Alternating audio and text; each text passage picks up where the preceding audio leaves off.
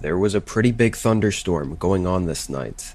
Nothing dangerous or anything, but enough to keep everyone inside for the rest of the day. I'm one of those people that enjoy rainy nights, or even storms. Something about it just makes me feel cozy and relaxed. Whenever there was a night like this, I'd always spend the night on the couch watching TV and listening to the rain. Luckily, I didn't have work the next day, and although it was already 8 p.m., I decided to make a hot cup of coffee and stay up as late as I could to enjoy the cozy night. I sat down and turned on a movie. It was only 20 minutes into the movie when my phone started ringing. I picked it up and looked at the number, but didn't recognize it. However, the area code was from this city. I answered just in case, always worried it might be something important, or someone I knew, but just didn't have their number saved. Hello? No one said anything. Can I help you? Hello? Still, no one spoke. Oddly, I could tell it wasn't a dead line though, like I could hear background noise. It was messy, and after thinking about it for a couple seconds, it kinda sounded like the storm or rain outside. So I knew someone was there, but they just weren't talking. Feeling weird, I hung up. I couldn't really think of any reason someone would call and say nothing. I figured it had to be a mistake or a scam of some kind, even though it wasn't the typical robot voice or whatever.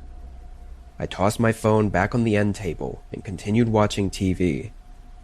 I got pretty well into the movie, probably an hour through, when in just a matter of seconds, the storm outside got increasingly louder, like it really picked up. Thunder, lightning, and heavy rain. Then the TV and lights flickered. They quickly turned off, then right back on in a split second. I paused the movie and looked around, not sure what was happening. Then, not even 30 seconds later, the power went out. Suddenly, the entire house was silent, and the storm was twice as loud. Rain was flooding onto the roof and against the windows, and there was heavy, non-stop thunder for what felt like 5 whole minutes. The only light I had was a small candle that I basically never used. Obviously, I had my phone too, but I didn't want to waste its battery, especially since I didn't know how long this would last for. I lit the candle, then figured I'd just double-check the breaker box downstairs. I went down and saw the switch was loose. I flipped it back and forth, but it was completely dead. I went back upstairs and really had nothing to do but watch the storm out the window. I also noticed all the other houses down the entire street were dark as well, so it looked like it was a pretty bad power outage. My phone was running off of 5G data, so I checked if there was any information on the status. But there was nothing. I was probably standing there by the window for about 15 minutes, watching and listening to the storm, when, completely out of nowhere, I heard something from outside the house. I immediately recognized the sound.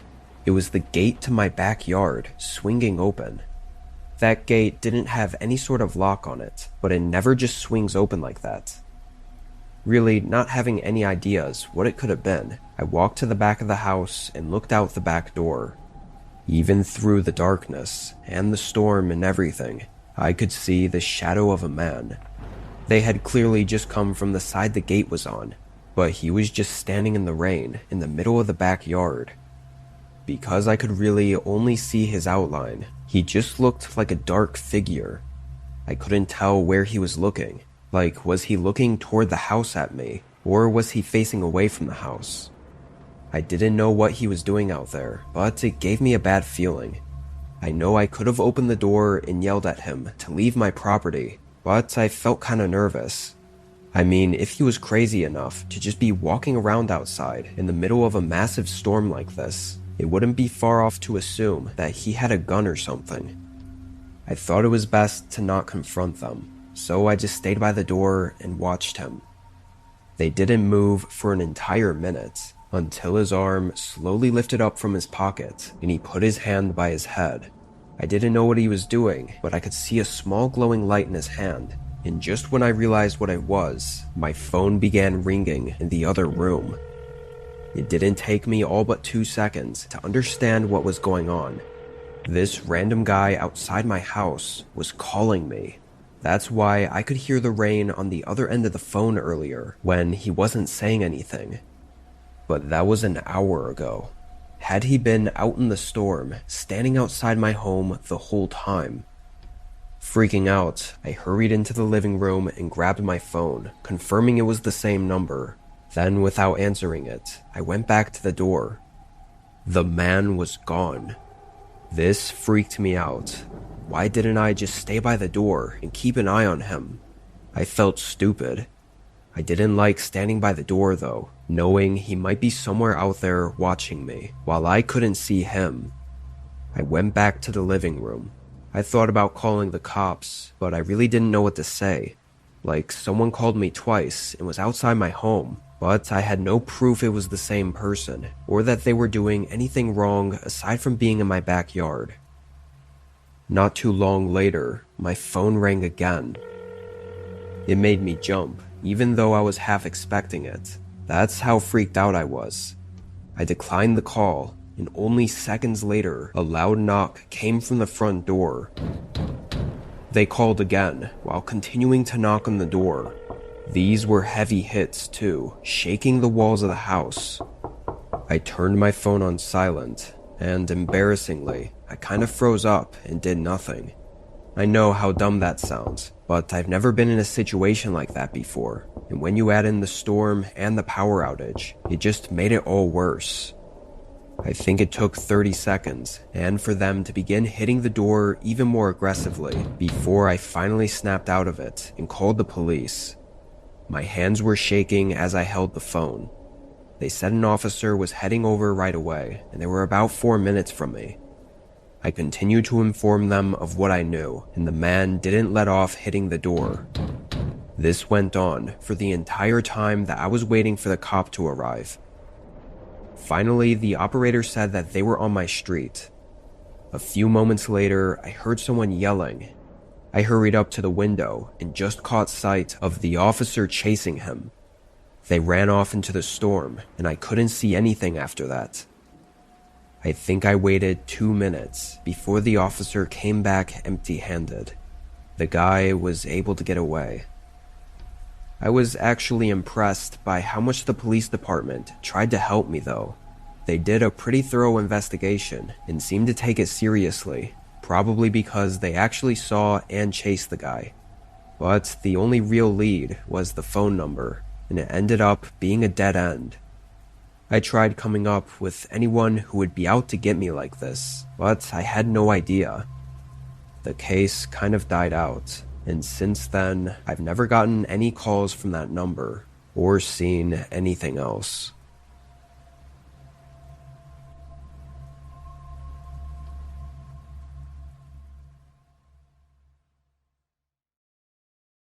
I don't remember exactly what year it was that this happened, but I've never really been able to shake the horror I felt that night.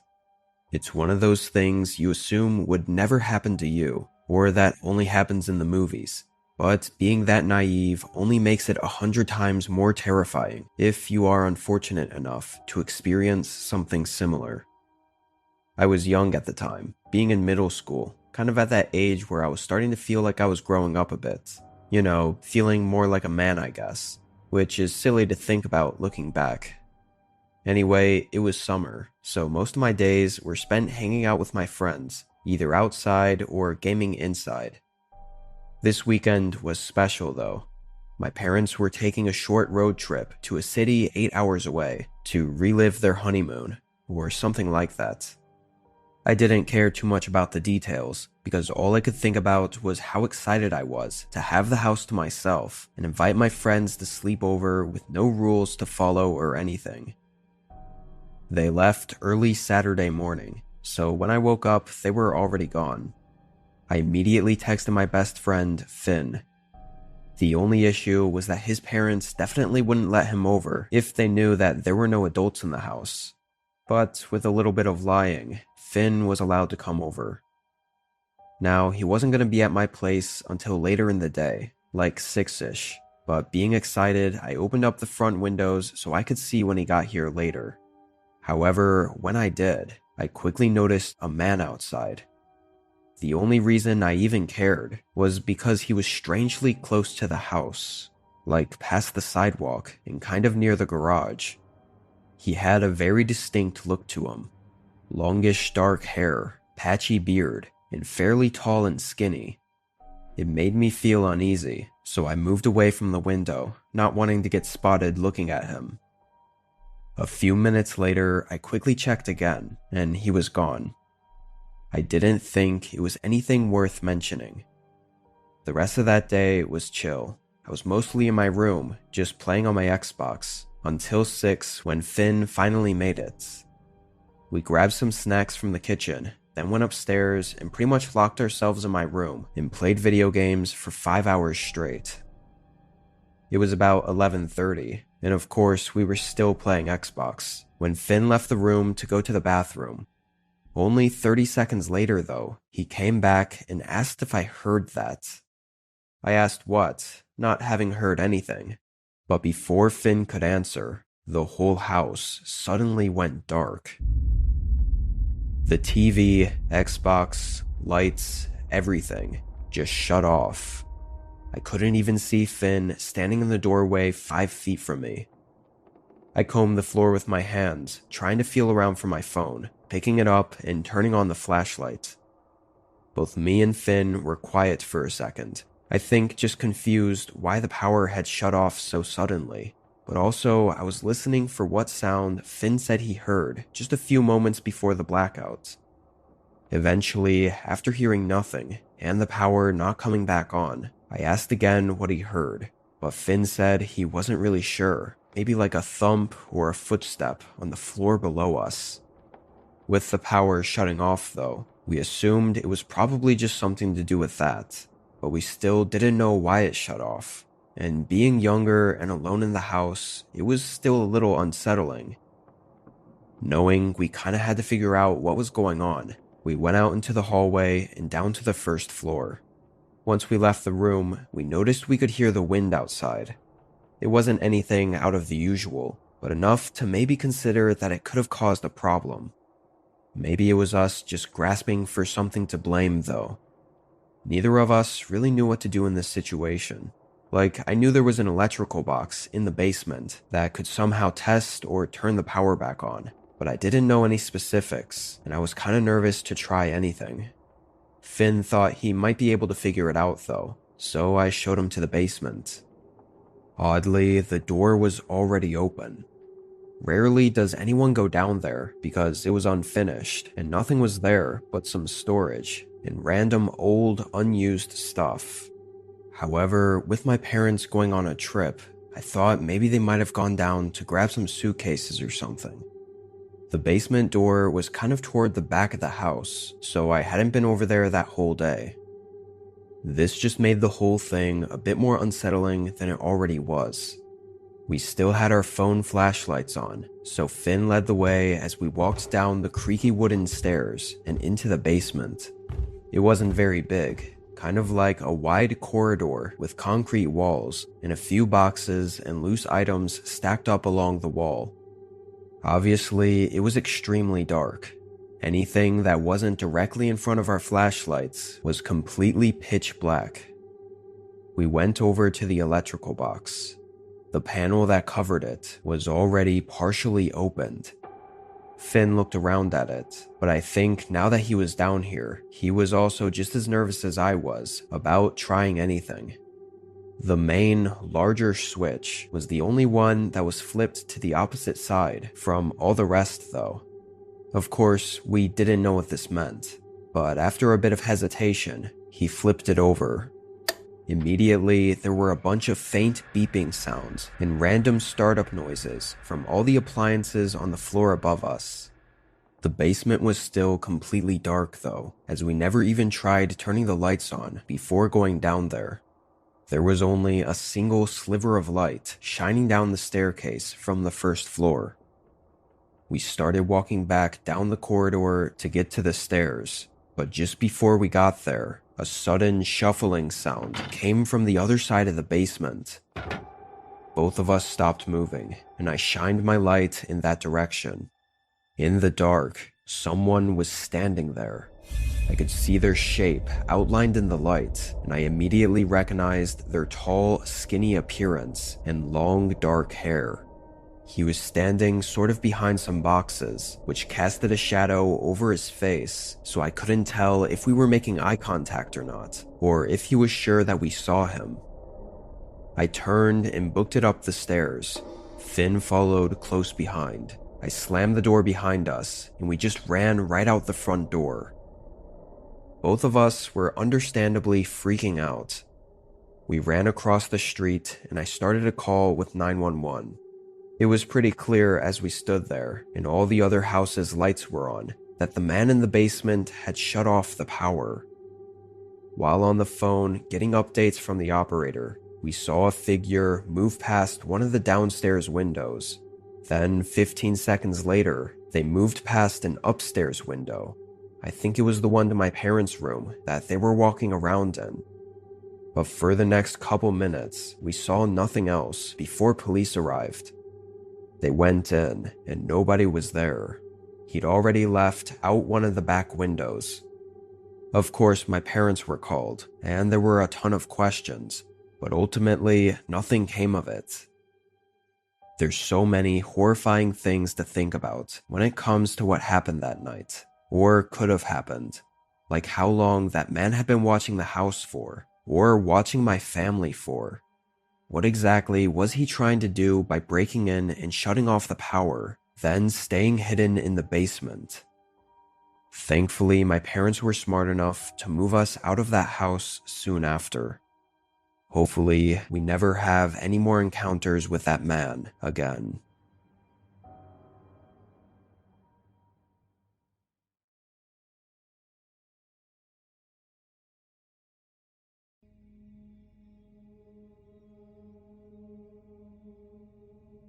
Every couple of months, I visit my off-grid cabin in the wilderness of Montana.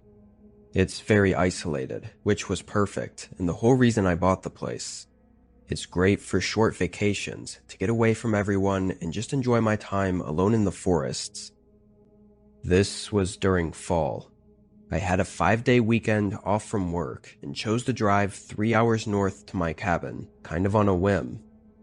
Since I didn't prepare much for it, the drive was a little bit exhausting as I hadn't gotten any extra sleep beforehand. I got to the cabin at about 7 p.m. The long, isolated dirt road through the forest that led to the cabin was a little hard to navigate with the sun down, but when I got to the front, I parked and unloaded my bag, quickly tossing it inside, then going around back to start up the generator. This whole cabin ran off of a gas generator, so the lights, outlets, and even the electric stovetop was powered by one small generator.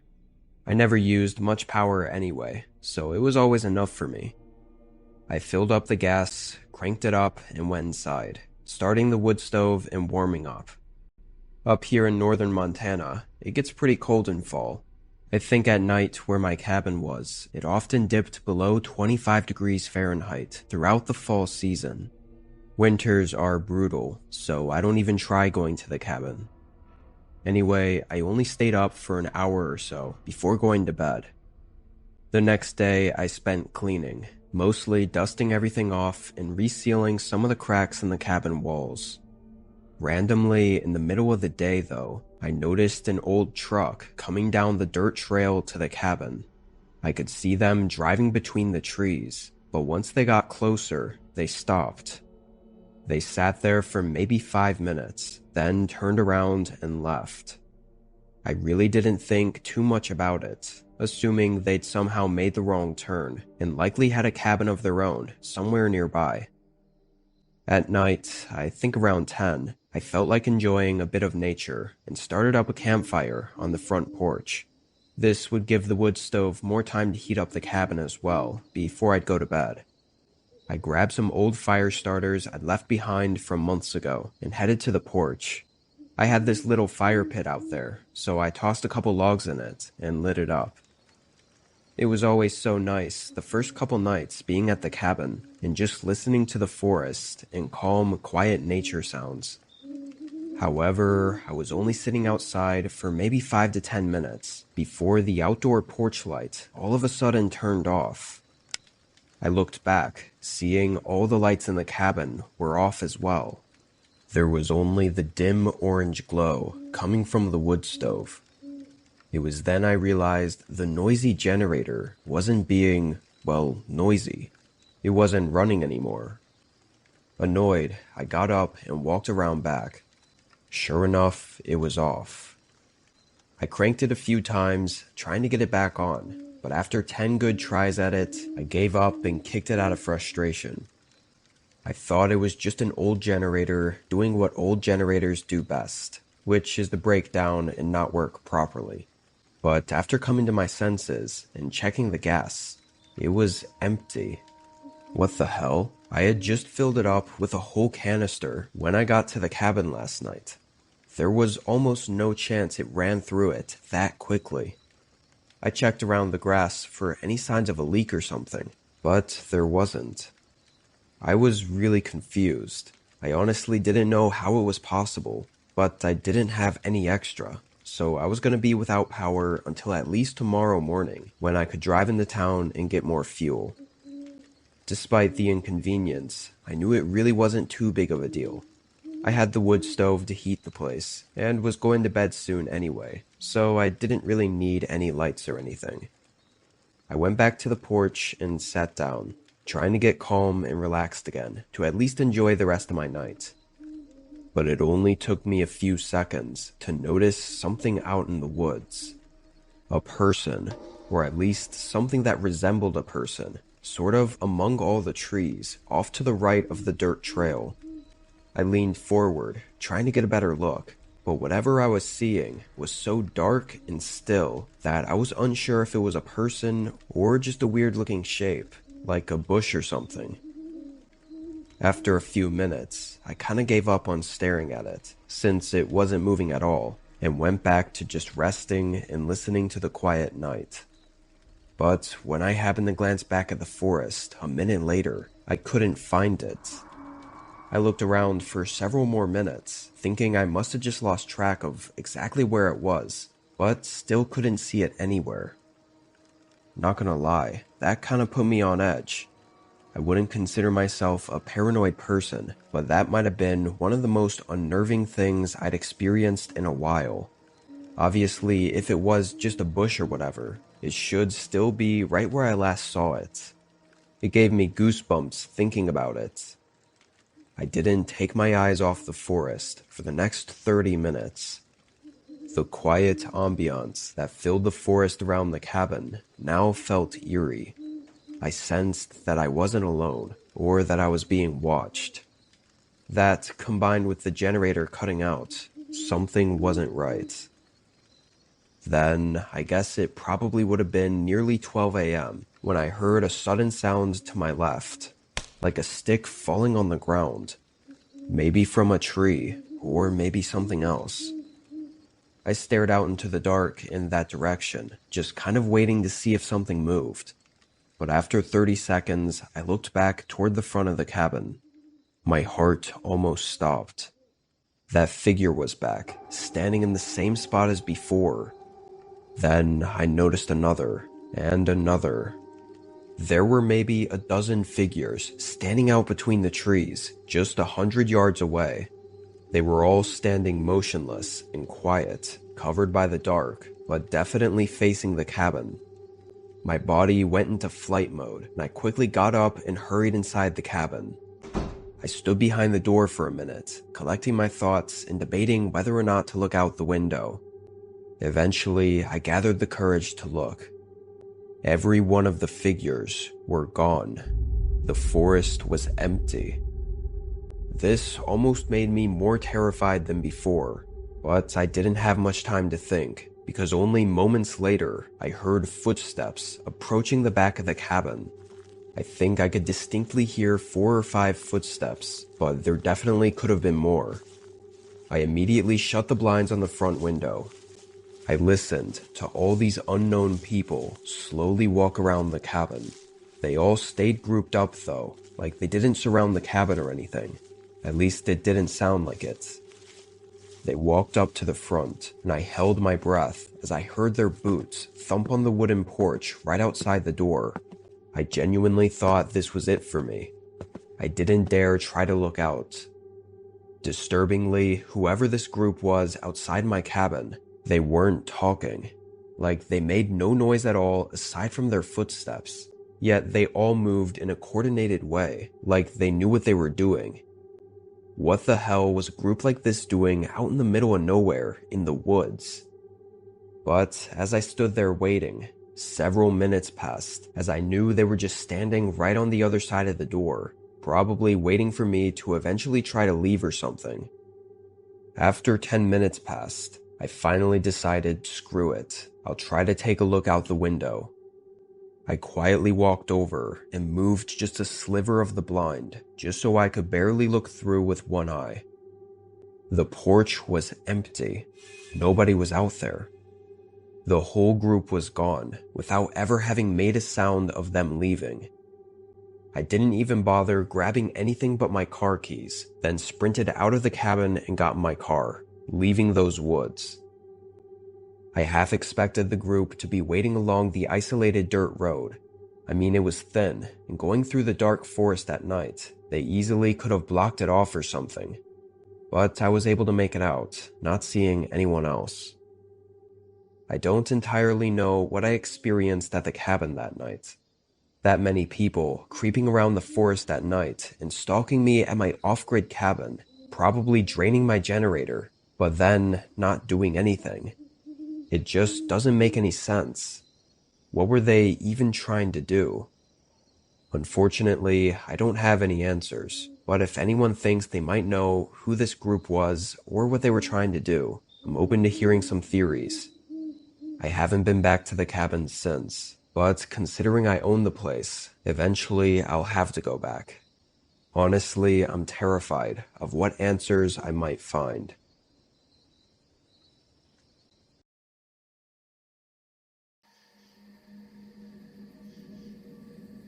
This was in 2016, but I remember every detail of the night as if it had just happened. I go out in the woods just south of the town I live in pretty frequently, at least 4 or 5 times a year. This weekend, I kind of just had that urge to get out and have some time alone, so I quickly filled my backpack and drove down to my favorite trail. I honestly don't know if it was even an actual trail that was marked on maps and all that. Nobody was ever hiking it or camping on it, so I'm really not sure if it was well known. I parked on the side of the road near the trees, got my bag out, and hiked for 2 hours to the end. This part of the woods wasn't mountainous or anything. It was very flat and just densely covered in trees. Great for a chill 1 or 2 day camping trip, but definitely nothing more than that, as it can get kinda boring. The campsite had nothing really to it. There was a few hours until sunset, so I took my time getting everything perfect and starting the campfire. I relaxed and ate some trail mix, just enjoying the warm fire and birds chirping. When the sun got lower, I tossed more sticks in. I always found it interesting how quickly the forest goes from being so alive to almost instantly getting quiet once the sun sets. I sat there and listened to the quietness for only about 25 minutes after dark, before a strange sound interrupted the silence. It was music. It was coming from the distance, pretty far away, and it sounded like some old classical song. It almost sounded like an old record player. I stood up and looked in the direction it was coming from. Was there another campsite nearby? Maybe it was a group just casually playing some music, albeit really loudly. I stayed at my campsite and just listened for a while. Had to be 30 minutes at least. But what was so odd, and honestly kinda eerie, was that the song never changed. It was the same classical song on repeat, filling the void of the silent woods. I'm not one to usually care much if other campers are nearby, or having a loud bonfire party, or whatever they're doing, but this felt different. Something was off, and I didn't like it. After those 30 minutes, I decided to walk a bit closer just to see what was going on. I didn't want to creep on anyone, but just wanted to make sure it was nothing weird so I'd be able to sleep tonight. I grabbed my flashlight and started walking toward the sound. I felt like I was walking pretty far, which made it even weirder that I could hear it from so far away. The closer I got, though, and the louder the music got, something started to feel really creepy. I could tell I had goosebumps, and my heart was beating a little faster. It was then that I realized I'd only brought my flashlight. I should have brought my pocket knife or pepper spray, but I didn't even think about it. Eventually, I could tell I was getting really close. The music had to be coming from just 30 or 40 feet away, but I couldn't see anything. No bonfire or campfire or light of any kind. And then I saw it. A giant speaker sitting kind of propped up behind a tree. Nothing else was around it. I shined my flashlight everywhere, and there were no signs of anyone. I walked up to the speaker. It looked like an old one from the early 2000s, basically just a giant box with an old LCD display and worn out buttons to control it. I found the power button and turned it off. Suddenly, the forest was silent. The stark difference was eerie. Who did this? It almost felt like a trap or something, but even then, I made every excuse for it to not be. Like another camper leaving it behind on accident, or I don't know. Nothing really made sense about it, but I really didn't want to think it was the worst. I didn't stay longer than I had to. I hurried back to my campsite, feeling relieved to see my campfire and get back to what felt like the safety of my camp. However, as the minutes passed, I couldn't shake a strange feeling that loomed over me, like something was still off, but I didn't know what it was. The feeling got worse and worse until I remembered about my knife and pepper spray, thinking that if I kept them nearby, I'd feel safer. But that's when I realized what was off. Things were missing. My matches for starting fires, my cooking utensils, and both my knife and pepper spray, all just gone. My body tensed up. Someone was here. I didn't even have to think for a second longer before packing what was left. And as I did, I heard it again. The music, playing from out in the darkness of the woods. Closer though, definitely not far out where I'd found it before. I hurried, getting out of the campsite and running down to the trail. As I got further and heard the music fading out, I started to feel a little bit better. Still freaked out, but I thought whoever was out there had to be by the speakers where the music was coming from, which meant I was getting further away from them. I got about 15 minutes down the path, now just walking through the quiet forest, far away from any of the music, and that's when I spotted something ahead, laying on the dirt trail. It was my stuff. The knife, pepper spray, utensils, everything that was missing. Someone laid it out perfectly lined up in the middle of the trail. What was the catch? Before I could grab any of it, I heard a flurry of footsteps rushing behind me. I looked back, seeing nothing but darkness, so I just sprinted away, leaving it all behind. I ran for what felt like 10 whole minutes, then continued jogging/fast walking for the rest of the way. Thankfully, I got out of that forest and back to the road. I really can't say what the hell I experienced that night. It feels like somehow I barely managed to escape some psycho, almost like they were playing with their food. I haven't been back to that forest, and I never plan to.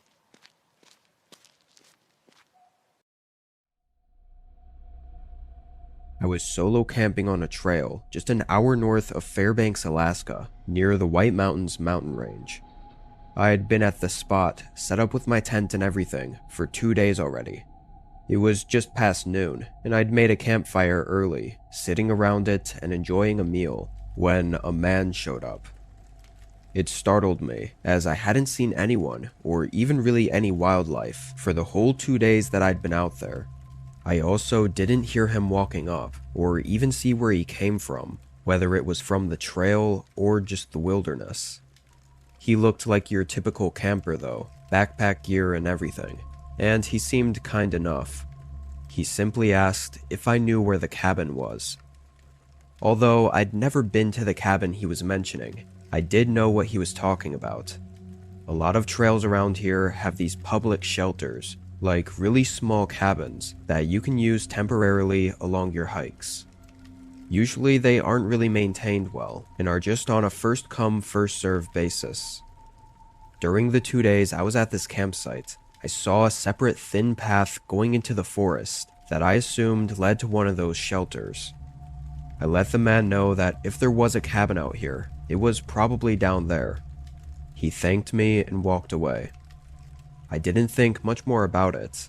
I was just surprised someone else happened to be out here as well. I tended to the fire and relaxed for the rest of the day.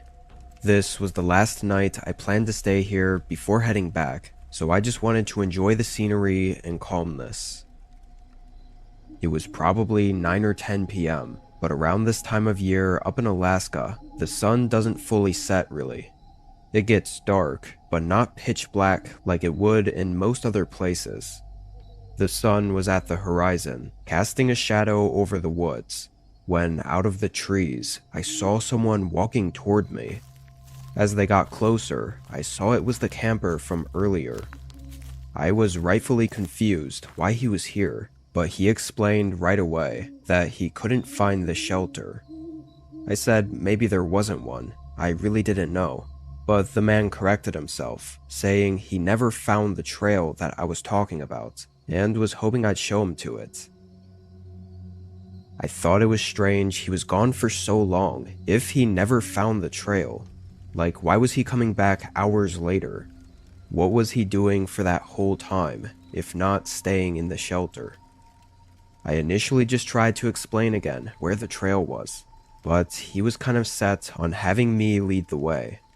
He sorta guilt-tripped me, saying he didn't have a tent and was relying on that shelter for the night. I felt bad, and even though I didn't want to and found this whole thing a little bit odd, I decided I'd just take him to the path. It wasn't far anyway. I tossed my bag over my shoulders and started leading him there. Where I was sure I'd seen it was maybe a 10-minute walk through the forest. The whole walk there, the guy was pretty quiet. We both just walked without talking much. It felt like something had changed. 10 minutes later though, I found the trail. It was exactly where I said it was. Like, there was no way he could have missed it. And even weirder, I could actually see the shelter far down toward the end of it. Sure, it was far, and trees were blocking a good portion of it, but there's just no way he didn't find it from the directions I gave him. We walked a little closer, but the man didn't seem satisfied. I was expecting a thank you or something, but instead, he said this wasn't the right cabin. I didn't know what he meant. We kept walking, pretty much going right up to the cabin. It definitely didn't look in good shape, but that's always the risk you take with these sort of public shelters. You really should never rely on them. This one looked worse than most, with broken windows, moldy wood, and just overall like it'd been deserted for years. I realized as I was looking at it, the man had gone quiet. I turned around. He had stopped walking, standing maybe 10 feet from me and holding out a knife. His face was stiff and his eyes had a dead stare. He told me in a monotone and emotionless voice to go in. I tried to ask what the hell he was doing, but he told me again, without answering, to go inside the cabin. My adrenaline was flowing. I was angry that he'd taken advantage of me being helpful, but also scared shitless, knowing that I was alone with him out here. I decided going into the cabin was probably the worst option in this case. There was still some distance between us, so I dropped my bag and started running. Weirdly, I didn't hear him chase me. I looked back once I got further into the woods, and he was still just standing there, holding the knife and staring at me. After I got further into the forest, I found a good place to hide, then stayed there for a while, probably 30 minutes. I hoped that was enough time for the guy to leave. Then, in the cover of the dark, I quietly moved through the trees and back to where the shelter was. The man was gone, or at least not standing outside of the cabin like he was before. But my bag was gone too. I thought I was being smart by dropping it, so I'd be able to run away faster. But since he didn't chase me, now I felt like maybe it was a bad decision. I had basically everything in that bag. My phone, wallet, keys, literally everything. I quietly left the area and went back toward my campsite. I could feel my heart beating faster as I got closer, just sensing that I wasn't alone still.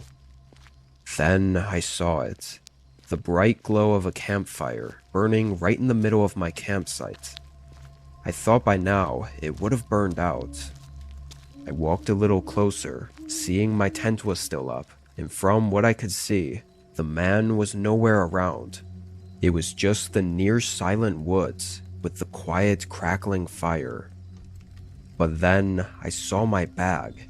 It was sitting right in the middle of the campsite.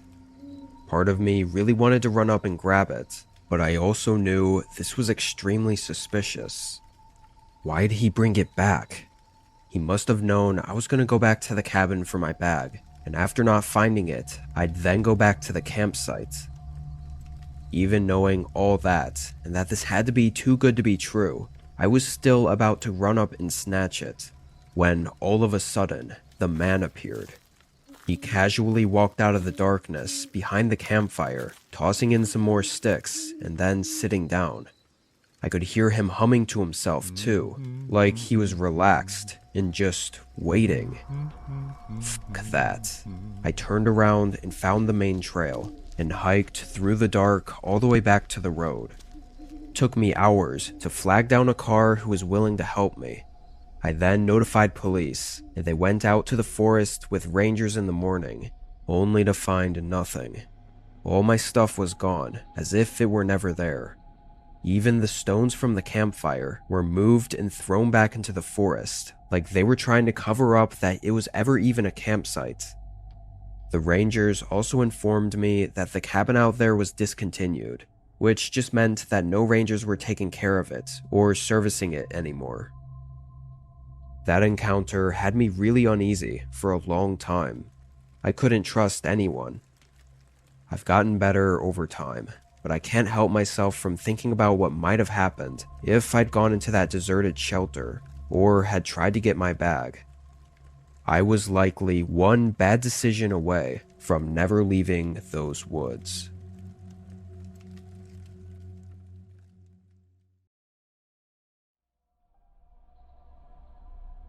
This happened just 2 weeks ago on a backpacking trip I was on, the first one of the summer for me.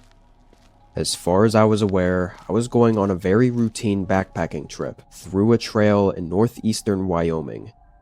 The trail was a 2-day hike there and a 2-day hike back the same way. I'd done a ton of trails similar to this, so I went into it thinking it'd just be a typical few days. I parked at the empty trailhead and started walking. First few hours went well. The route was quiet, and I felt like I was making good time. I only had 3 miles left before I'd reach the first campsite, which I'd actually just be passing through and going straight to the next one 2 miles further, which would be where I'd camp at for that night. Feeling a bit hungry and finding a nice spot for a break, I sat against a tree on the side of the trail and pulled out a snack. I was just taking a breather, only wanting to eat real quick and then get back to walking. But as I sat there, I happened to look up and see something kind of creepy. There was a guy standing in the woods, off the other side of the trail, and he was staring at me. not walking or anything, just staring. I had no idea how long he'd been there for. Almost as soon as I made eye contact with him, he lifted his hand and did this really strange wave, like he was trying to show he was friendly, but the wave was almost robotic. It was just really strange looking and creepy, especially with him standing out there and staring at me. I decided to just stand up and continue down the trail. I was sure he was up to nothing, but I figured it was best to leave anyway. I didn't know why he was off the trail or what he was doing, and as long as I wasn't around him, I didn't care. Those next 3 miles were a little more difficult than I expected, taking me almost 2 hours before I reached the campsite. Like I said, this was the one I was just passing through, but with my break being cut short earlier, I decided to use this as a chance to make a bigger meal and take a longer break before making the final trek to my actual camp for the night. I set my backpack down and took out my mini propane cooker to heat up some water and make my freeze-dried food. I got it to a boil and poured it in, and as I was just waiting for it to cook, I heard footsteps coming down the trail. I looked over. It was the same man I'd seen in the woods. He had short black hair, a medium beard, and a gray flannel with blue jeans, and he looked like he was maybe in his mid-30s to early 40s. As he walked up, I noticed he had a grin on his face, which I assume was supposed to seem friendly, but it definitely didn't.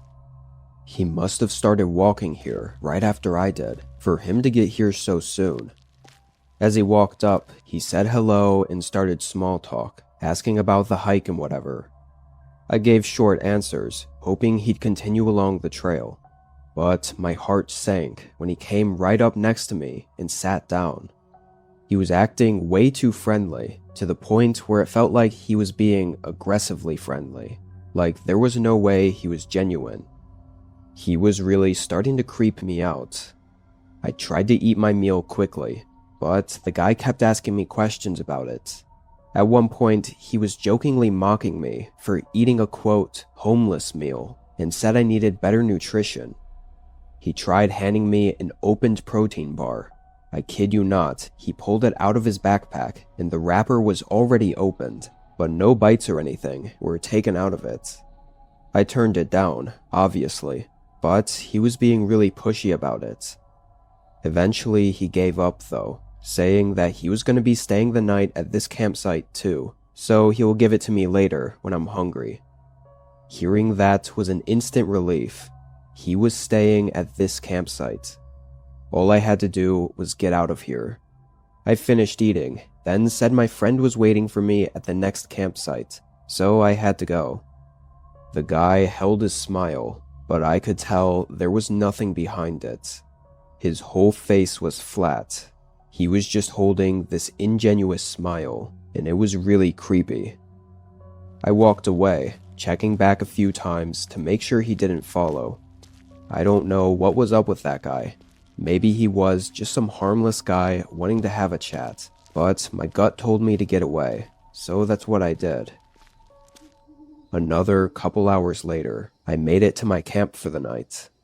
The sun was already setting, so it was getting pretty dark, and although I was tired, something told me to wait to set up my tent or really unpack anything until later, just in case I had to make a quick exit. Thank God I did, because not 10 minutes later again, I heard those same footsteps crunching on the leaves down the trail. A moment later, the man showed up holding that creepy grin that he had before. It definitely wasn't smart of me, but immediately when I saw him, I got really mad.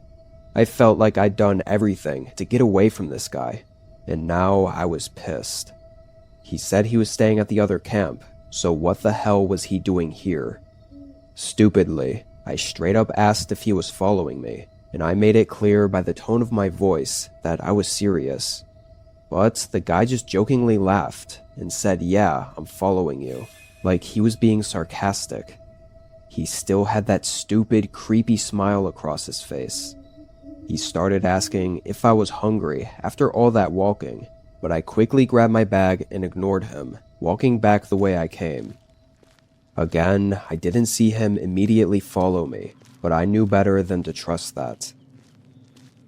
I passed the previous camp, exhausted, but continued until I couldn't anymore. I was maybe a mile past the first camp. I moved off the trail. Honestly, I'm not sure how far off I even went, probably 200 to 300 feet, then discreetly set up my tent. I left almost everything still in my backpack, just in case, then laid down and tried to sleep. Even with this really disturbing situation, I was so exhausted that I fell asleep surprisingly quickly. But in the middle of the night, my eyes shot open. I could hear footsteps crunching on the leaves right from where the trail was. It had to be him again, walking through the woods in the middle of the night, looking for me. The footsteps got closer, but then they started to fade out, moving further down the trail. He didn't see me. I waited until sunrise, then booked it back to my car. Thankfully, I never ran into him again. I don't know where he went after that. Honestly, I think I was disturbingly close to having something really horrifying happen. My encounter with that strange man could have been really bad, as I think he had some pretty nasty intentions, especially the more I think about the protein bar he tried to give me, and just the whole situation. It still makes me sick to think about.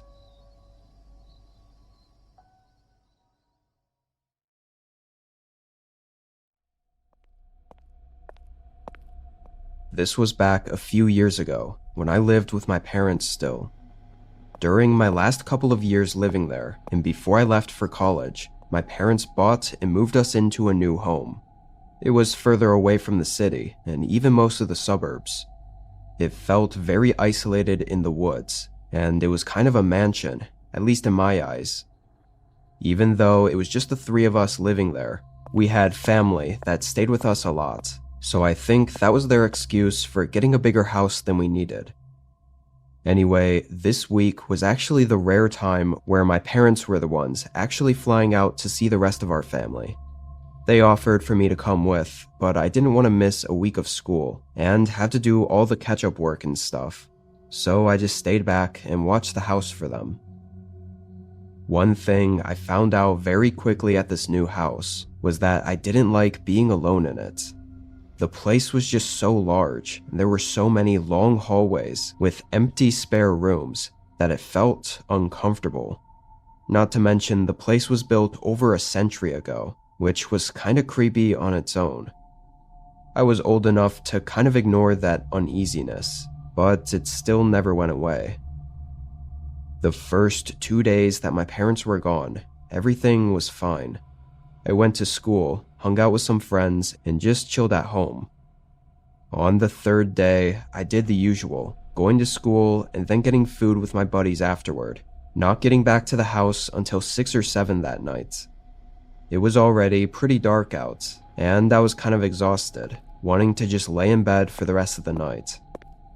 I headed inside and dropped my school stuff by the door, then walked up to the second floor.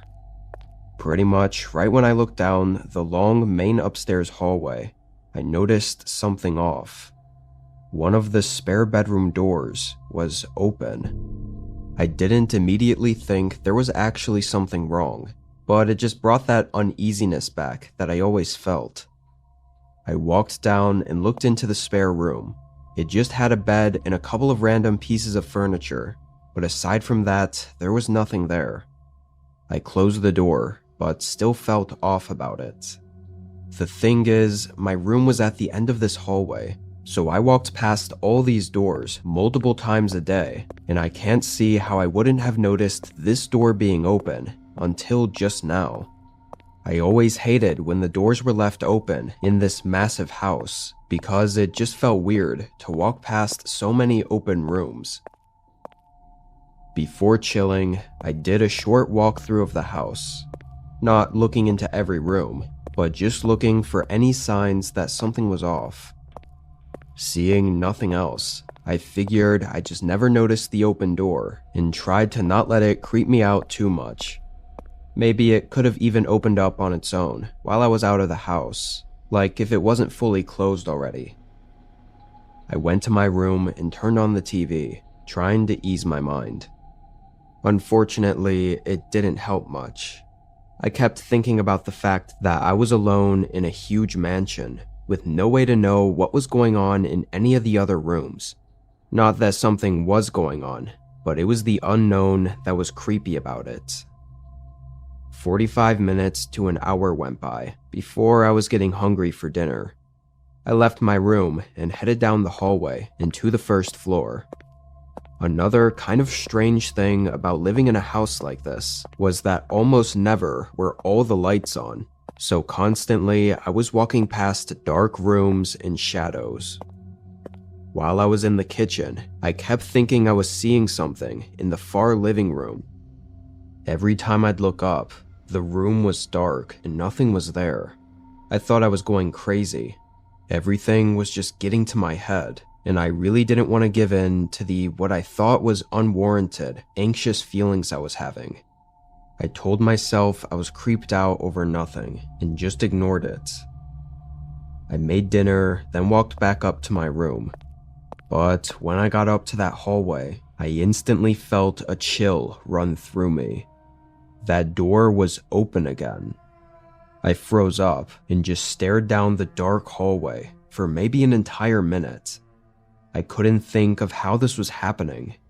In the moment, I was genuinely considering whether this place was haunted. I never believed in that stuff, but that was before living in a creepy-ass 100-year-old mansion in the middle of the woods. I quietly walked back up to the spare room, pushing the door more open and looking in. It looked exactly the same as it did before. I walked in and looked for any subtle signs, like a dirty shoe print or something that had been moved, but I found nothing at all.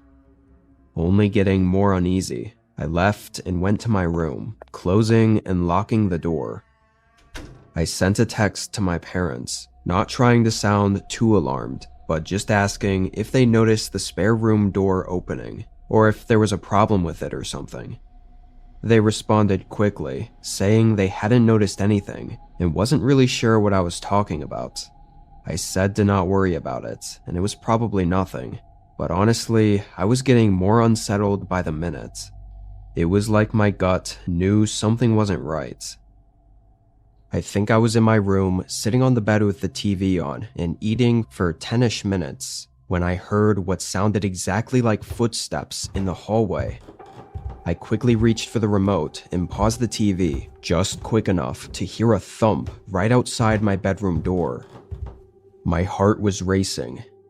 There was a long pause, no sounds in the house at all, which made me too scared to even move. Then, whoever the hell was outside my room, softly and slowly knocked on the other side of the door, like they were just tapping on it. I couldn't believe this was happening. It was so surreal that I didn't know how to react. They didn't knock or tap on the door for what felt like a whole minute after that, so eventually I called out. Who's out there? I've called the cops already. A lie, of course, but I hoped it'd get them to leave. I knew that I had to call the cops at some point, but it felt like right now it wouldn't be helpful since it'd take at least 10 to 15 minutes for them to get here, so I had to hold off on my own. The only response I got were 3 more knocks at the door, still in that slow, calm way that they did before. Finally, I decided to call the police. I figured if they were just going to stand out there and wait, then this was the best move. I got on the line with an operator, giving my address and everything. They asked what the person was doing now, and as I started saying that they were just standing outside my bedroom door, I heard a loud scratching sound against the wood. It was one long scratch, like they were scraping something against the door. I started kind of freaking out, pleading for them to get here quickly. The door handle started moving back and forth, but thank God I locked it. Another minute or so passed before 3 more knocks tapped against the door, and then it went quiet again. It stayed quiet the whole 10 minutes I waited for the cops to arrive. When they did, there was no one outside my bedroom anymore. The only sign left behind from them was a long gash carved into the backside of the door, clearly from a knife. The officers tried investigating where they could have gotten inside from, but honestly, it was nearly impossible with how many entrances and windows that there were in the house. Also, most of the windows had old and unreliable locking mechanisms. Ultimately, no real leads or anything were found. My parents flew home as soon as they could. While nothing else ended up happening, I never felt safe in that house anymore. Every dark hallway and empty room felt even more eerie, and the woods surrounding the house were just unsettling. Just a week after the incident, I could have sworn I saw someone standing in the woods not far from the window, but it was dark, so maybe it was just a shadow. Thankfully, I don't live there anymore, and my parents sold the place just a couple months ago. Whatever was going on with that house, or whoever was stalking us in it, will remain unknown.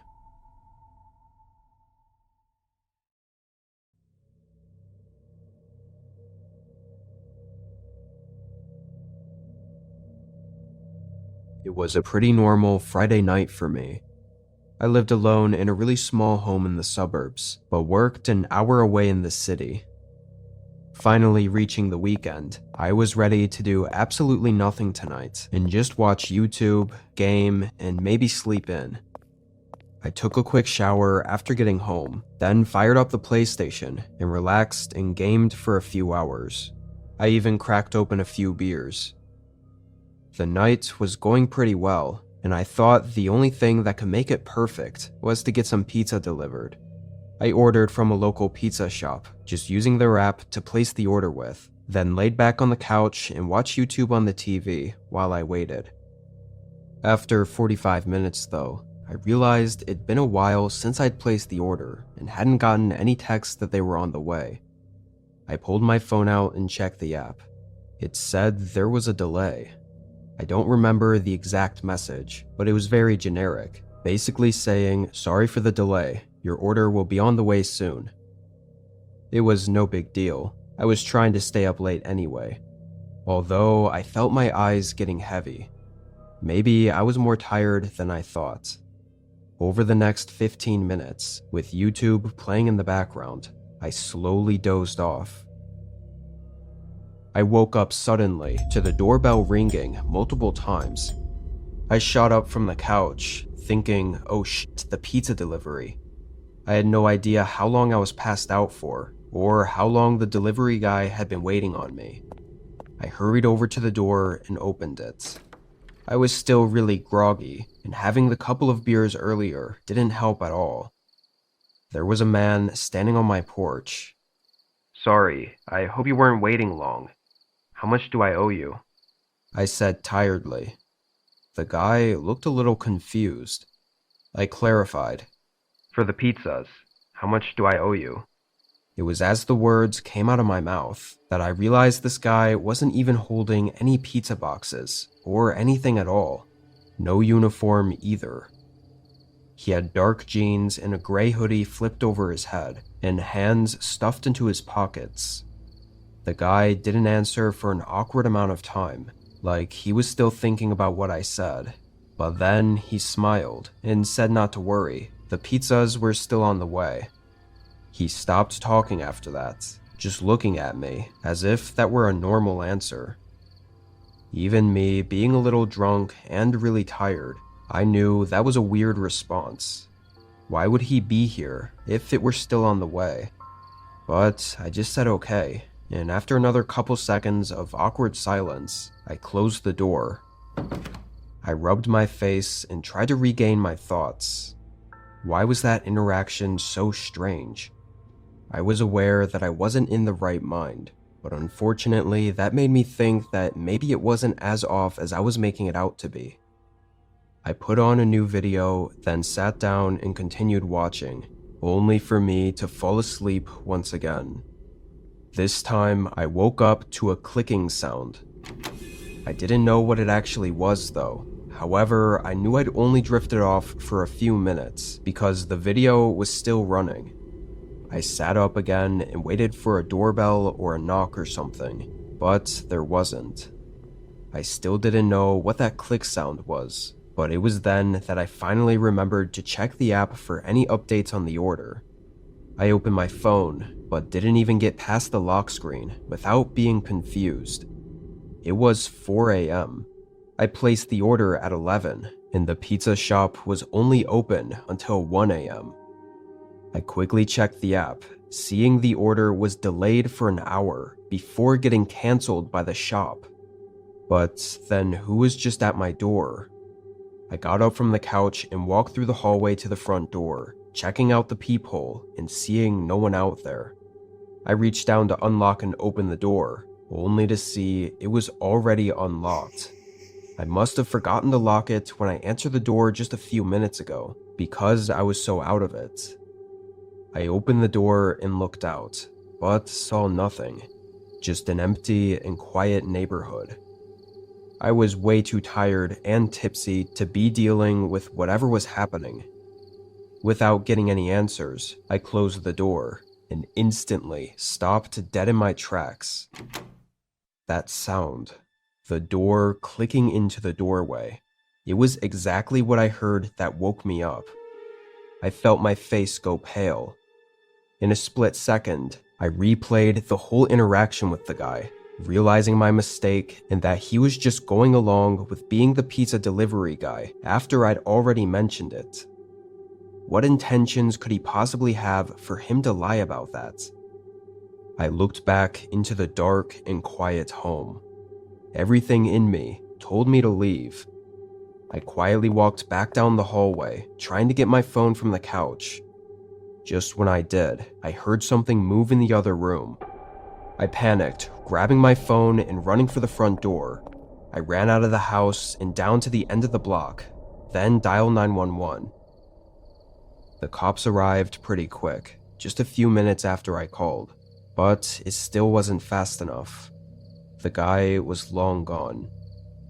I gave them every single detail I could think of, exactly what he looked like, what he said, and everything, but so far that's all we got.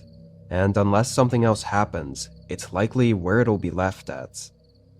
I think over that night all the time, trying to figure out what really happened, but I don't know. It seems like the order being cancelled was just a really bad coincidence. The biggest question is why this random guy was outside my house, ringing the doorbell at 4 a.m. to begin with. What was he initially intending? My guess is that he was scouting for empty houses, or easy targets to either rob or worse. When I answered the door, he probably could tell I was drunk, tired, and not in the right headspace, so he figured he could take advantage of that. I'm even willing to bet he waited outside the door and listened for whether or not I locked it. Then he just waited a few minutes for me to go back to sleep. Had I not woken up or realized the situation I was in, that night could have gone much differently, and likely would not have ended well for me.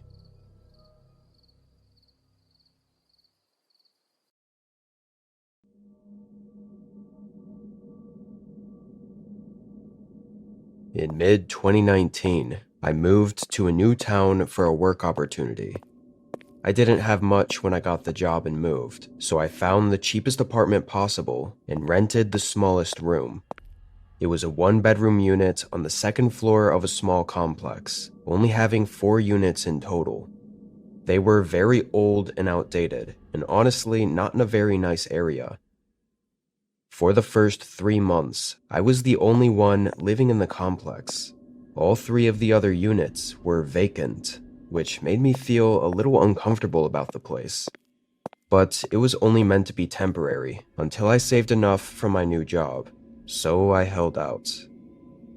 Work turned out to be a lot more stressful than I hoped for, though. Lots of late nights, overtime, and just not the best work environment. I didn't have much time to spend in my apartment, aside from sleeping. One night, I got home at 8 p.m., tired and barely awake as I walked inside. I took my shoes off and walked down the hall to my room when there was a sudden knock against the door to my unit. I jumped, startled awake by how unexpected it was. I didn't see anyone outside when I was walking in. I stumbled back over to the door, and through the peephole, I could barely see anything.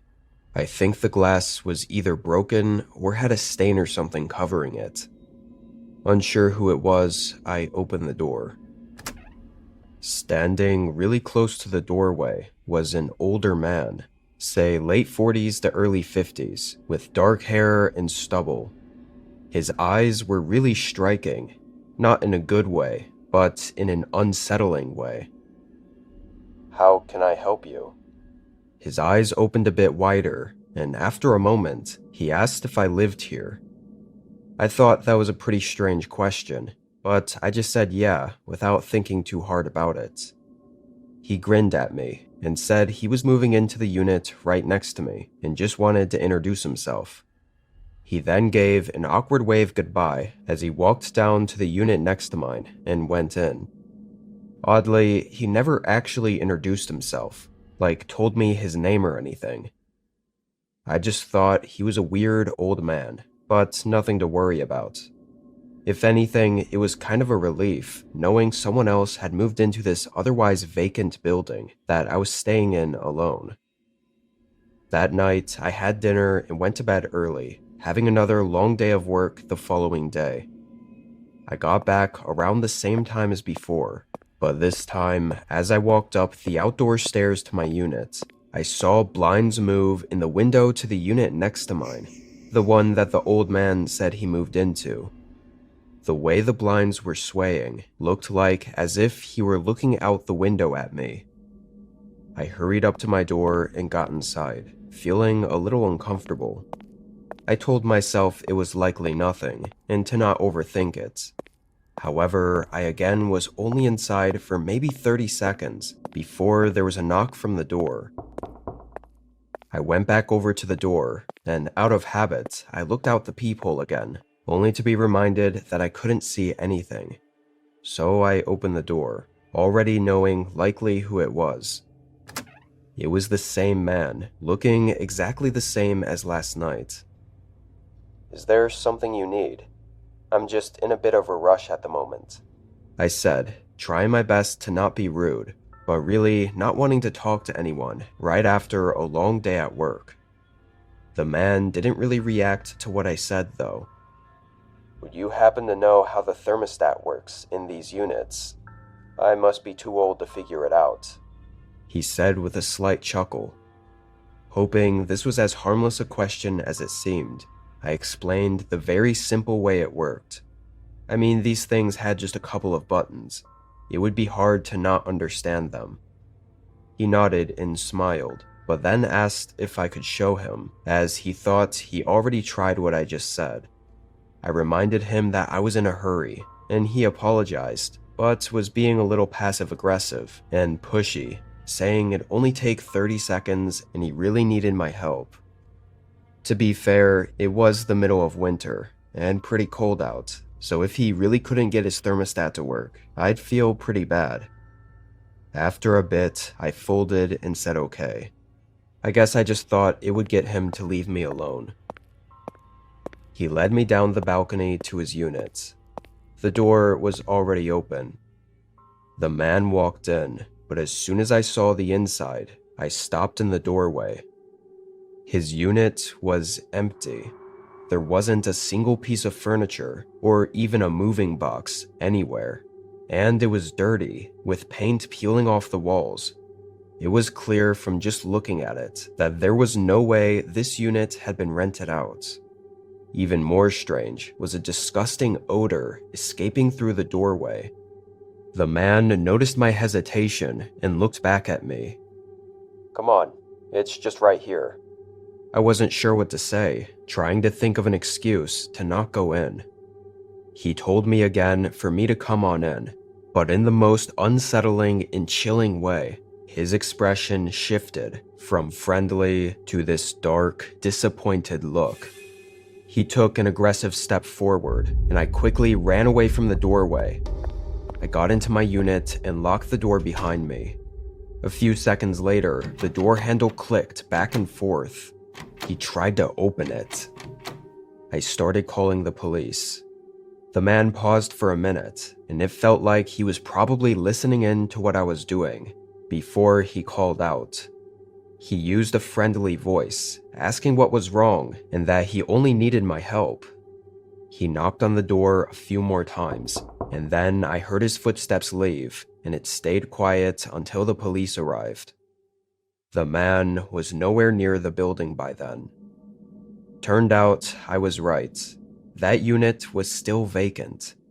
He had broken in and been staying in there for a few days, probably keeping an eye on me to see when I left and got home from work every day. I think there's no doubt that things could have gotten a lot worse had I entered that unit with him, or had just let things go on for any longer. Who knows what he was planning? I moved out of there as soon as I could.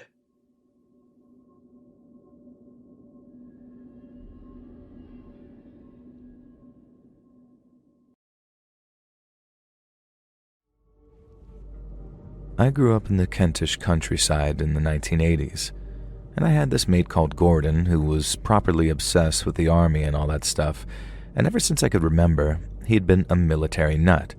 He was the type of kid who played with little plastic army men, collected action dolls, and spent his pocket money at the wartime memorabilia shop in town. He had Airfix model kits of 1,000 different tanks and planes that he meticulously glued together in paint. And I tried to make a couple of kits one time and just got glue everywhere, and my paint applications would have made a Warhammer fan weep. Gordon's grandpa Derek was a World War II veteran. He lived alone in a little ground floor flat, and Gordon and I would often go visit the old man on a weekend. He was a genuinely lovely fella. Imagine the classic loving grandpa archetype, and that was basically him. My parents and Gordon's parents were friends, and my nan and granddad were friends with Gordon's grandpa Derek, and so it was never considered strange that Gordon would bring his friends over to visit Grandpa Derek, especially me. Now don't worry, this doesn't end with Grandpa Derek being outed as some nunce or anything. He was a lovely man, right up until his death in a nursing home in the 90s. Alzheimer's is a real bummer. Now, the issue you see was with Gordon. It was pretty obvious even to me as a kid that Grandpa Derek didn't really like talking about his time in World War II. He especially didn't like how excitable and bloodthirsty Gordon would get when he asked his grandpa repeatedly about those he'd killed. I'm sure Grandpa Derek had lots of thoughts about his grandson's idolation of the war, but he was a loving grandpa who didn't want to upset a little kid, so he just smiled and told whatever stories his PTSD would allow. When the event I'm going to talk about happened, Gordon and I were maybe 10. It was a Saturday, and we'd been to visit Grandpa Derek along with our third friend, Eugene. Eugene wasn't one of Gordon's preferred friends. He kind of tagged along with us and complained about everything, and I understood why Gordon didn't like him, but I did. Gordon was in the mood with me that day for letting Eugene hang out with us, but after we'd visited Grandpa Derek, he kind of perked up. I had no idea why, but I knew that it had something to do with the fact that he disappeared off into the storage room in Grandpa Derek's flat while we were there. After Grandpa Derek's, Gordon led us out into the woods to play. We had a sort of tree fort thing that we were building there that summer, and this was the first time showing Eugene. Eugene whined and moaned all the way through the undergrowth, of course, complaining about brambles and thorns and branches and midges and pine cones. When we got there and he saw our cool fort, Eugene got excited and we played soldiers for a bit. Of course it was soldiers. Gordon only ever wanted to play soldiers, rampaging through the forest with stick guns, pretending to kill each other in a myriad of gruesome ways. And after a while, Gordon called us over and asked if we wanted to see something cool. Of course we did. So he grabbed his backpack, reached into it, and produced 2 items that forever changed my life. One was a gun, which I would later discover was a Luger P08, and the other was a grenade. There were always stories in the news about kids finding live grenades in fields or things like that, and we'd even have an assembly about it when a guy had found one near us. Even if we hadn't, though, I would have recognized what it was because Gordon was so obsessed with war and weaponry, so I also immediately recognized the fact that it was missing the pin.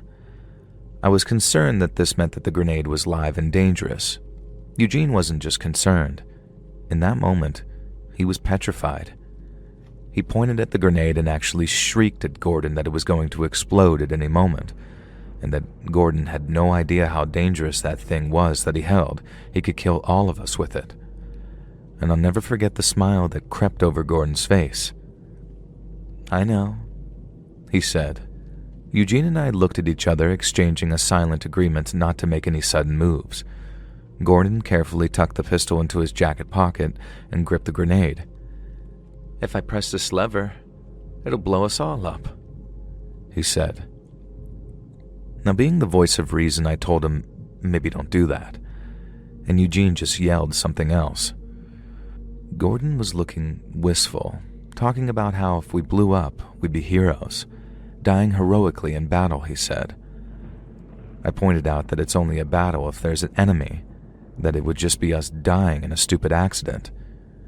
Eugene was starting to get frantic, and I could see him glancing over his shoulder like he was getting ready to run. I was genuinely terrified that if he did, Gordon would throw the grenade and just blow us all up.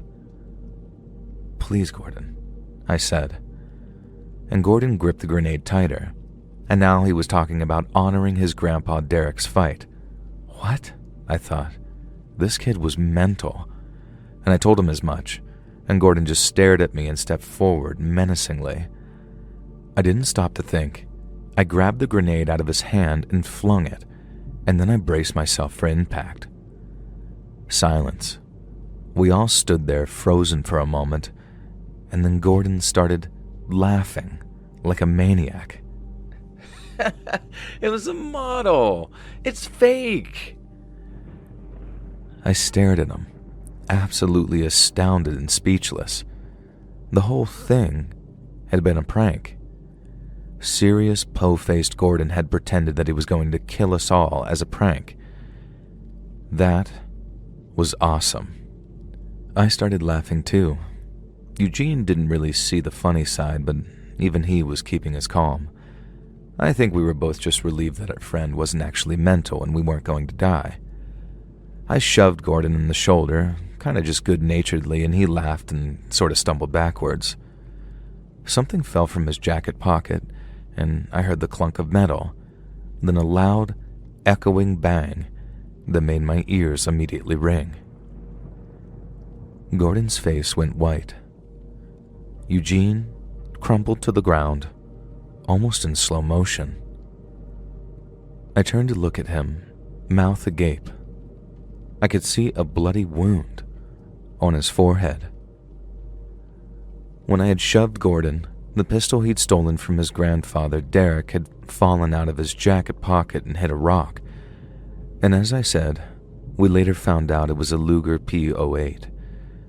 Grandpa Derek had kept it ever since the war. He thought it was unloaded and non-functional, so he said anyway, but it turned out it must have just been jammed or hadn't been used in a while. Hitting the rock caused it to discharge, and the angle that it fell meant that it shot Eugene right square in the middle of his forehead. And shockingly, Eugene was fine. The wound looked nasty, but in actual fact, the bullet had grazed him and ricocheted off the hard, bony part of his forehead. It turns out it can actually be quite hard to lethally shoot someone in the head, but nevertheless, Eugene was incredibly lucky here. It also turned him into the coolest boy in school, a reputation he maintained from then on. And we're still friends to this day, old geezers ourselves now, I guess, and Gene often jokes that being shot in the head as a kid was the best thing that ever happened to him. Grandpa Derek managed to avoid any real trouble for owning that gun. This was quite a while before UK gun laws became a lot stricter, so he got away with a bit of a telling off from the Rosers and his daughter, Gordon's mom. Gordon was in the absolute doghouse, though. His parents made him get rid of all of his military models and toys, and they banned us from visiting Grandpa Derek without adult supervision, mostly for Grandpa Derek's protection, really. Thankfully, things ended up okay and Gordon grew up to become normal, a well-rounded adult, and the incident and the punishment absolutely put him off any and all interest in the military, though, and the kid who always insisted that he was going to grow up to be a soldier ended up as a manager at Sainsbury's. Jean and I still keep in touch with him, and Jean takes great delight in never letting Gordon live down the time that he shot him in the head.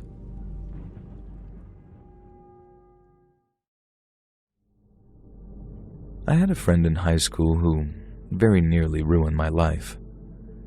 Their name was Leo, and they were smart. Genius-level smart. Too smart for his own good, really, which is why I got bored and did things to amuse himself. I hadn't really known him coming up through middle school and most of high school. I was kind of an average, normal kid who was decently okay at school and decently good at football and baseball. Most of my buddies were more jock types, and Leo was a quiet, smart kid who I always just figured was a band geek or a theater kid. Well, he was certainly theatrical anyway. One day in junior year, he just walked up to me, introduced himself, and told me that he was going to become my new best pal. I was kind of amused by this, and I'm a pretty easygoing and placid fella, so I sort of say, sure, why not? From then on, we spent the next year just hanging out, playing video games, going to the mall, fishing, just normal stuff that kids in the 2010s would do. I grew to really like this Leo guy, and he was a bit strange and mysterious, but it didn't really bother me. We'd never hang out at his house, and I never met his family or knew anything about them. He told me he had a younger brother who died, but I later found out that wasn't even true. He had an older sister who was alive. And that was the first weird thing about Leo. Almost everything he told me during the few months that we were friends was some lie. Just completely made up, but in a meaningless way. He told me he lived in one part of town. It turned out to be another. Not for any possible reason either, it just was a part of him amusing himself, I guess. I have no way of knowing exactly the extent of how many lies he told me in that time, but knowing what I know, I'm pretty sure everything he said had a degree of untruth to it. And like I said, Leo would get bored and do kind of insane things just to amuse himself. When all of this was over, he confessed to me that, at first, he wanted to see if he could befriend someone and sustain acting like a completely different person to them. Why? Well, he would just say that he was bored. And if this was the extent of it, then it would be a pretty creepy and pointless but ultimately harmless thing. Unfortunately, it didn't stop there. I discovered the following through hindsight, so bear in mind that I didn't know any of this was happening at the time. His project was to steal something from my house every time he visited. It was always something meaningless that we wouldn't notice was gone or wouldn't assume had been stolen. A bottle of bleach, a ceramic banana, a small ornament for my Gram's bedroom. My grandma lived with us when I was a high schooler. A pill from a prescription bottle. Various other things I forget because they were so insignificant. I only know about it because Leo presented them all to me one day. You'll see. His penultimate game was to convince me to be afraid of him. We were in senior year by this point, and he did this by repeatedly dropping hints that he was a serial killer. I didn't work out what some of this meant at the time. He'd tell me that he enjoyed hurting a neighborhood cat, or casually let slip that he'd been following a woman in the dark. And then he started referring to his trophies, and when I asked about them, he became coy and mysterious. And this is when I kind of stopped enjoying hanging out with Leo. I gradually started to drift away from him, and we went on with our lives. Then his final game began. One day I was minding my own business, happily working away in math class when I get called to the office. I had no idea why, of course, so my first thought was something bad had happened at home. This made me anxious and a bit jumpy, which really didn't help, and when I got there, the principal and her secretary were waiting for me, along with a member of the security team. They told me they needed to search my bag in my locker, and to this day I have no idea if they were really allowed to do this, but I had no reason to deny them. First, I emptied out my school bag. Nothing weird to note here, just some books and a pair of gym socks. I remember the principal and the security guard giving each other an odd look. I didn't even think to ask what was going on. I was still generally shell-shocked. Next, they marched me to my locker. They opened it up and searched through everything and again found nothing. And now I finally asked what was up. Sternly, the principal told me that they'd received reports from multiple students about me. Apparently, I'd been talking about a hit list and had confided in a few kids that I had a locker full of firearms at school. Now, of course, all of this was nonsense, and the accusations made me freak out. I broke down in tears there in the hallway. I guess my reaction was so severe that they believed me because the secretary even took me back to the office and made me some tea. I asked who'd accused me because they must be trying to frame me for some reason. The secretary stressed that she couldn't tell me anything, but that it had come from multiple students. And I was so confused. Again, let me remind you that I had no idea about Leo's games at this point. At most, I just thought that he was an unsettling weirdo. A week or so later, I got an apology from the school. They were pretty brash about it, but they said that after further investigation, it turned out that the accusation against me was not credible, and that the students themselves had been misled and thought that they were helping. This last part, in particular, made me extra suspicious and curious, but I was so relieved not to be under suspicion that I just let everything drop. I only found out the truth of everything after graduation. I just started college away in a different state. I had no idea where Leo had gone away to college, and I didn't care to know. I'd always suspected he had something to do with the accusations against me. I'm sure he deliberately waited until we'd gone our separate ways, and he couldn't be traced before emailing him. And like I said before, I was a placid and easygoing kid, but I think I would have kicked the crap out of Leo over this if I'd been able to. I got an email. He sent it to my private college email address, of course, just to flex to show that he could track me down, I'm sure.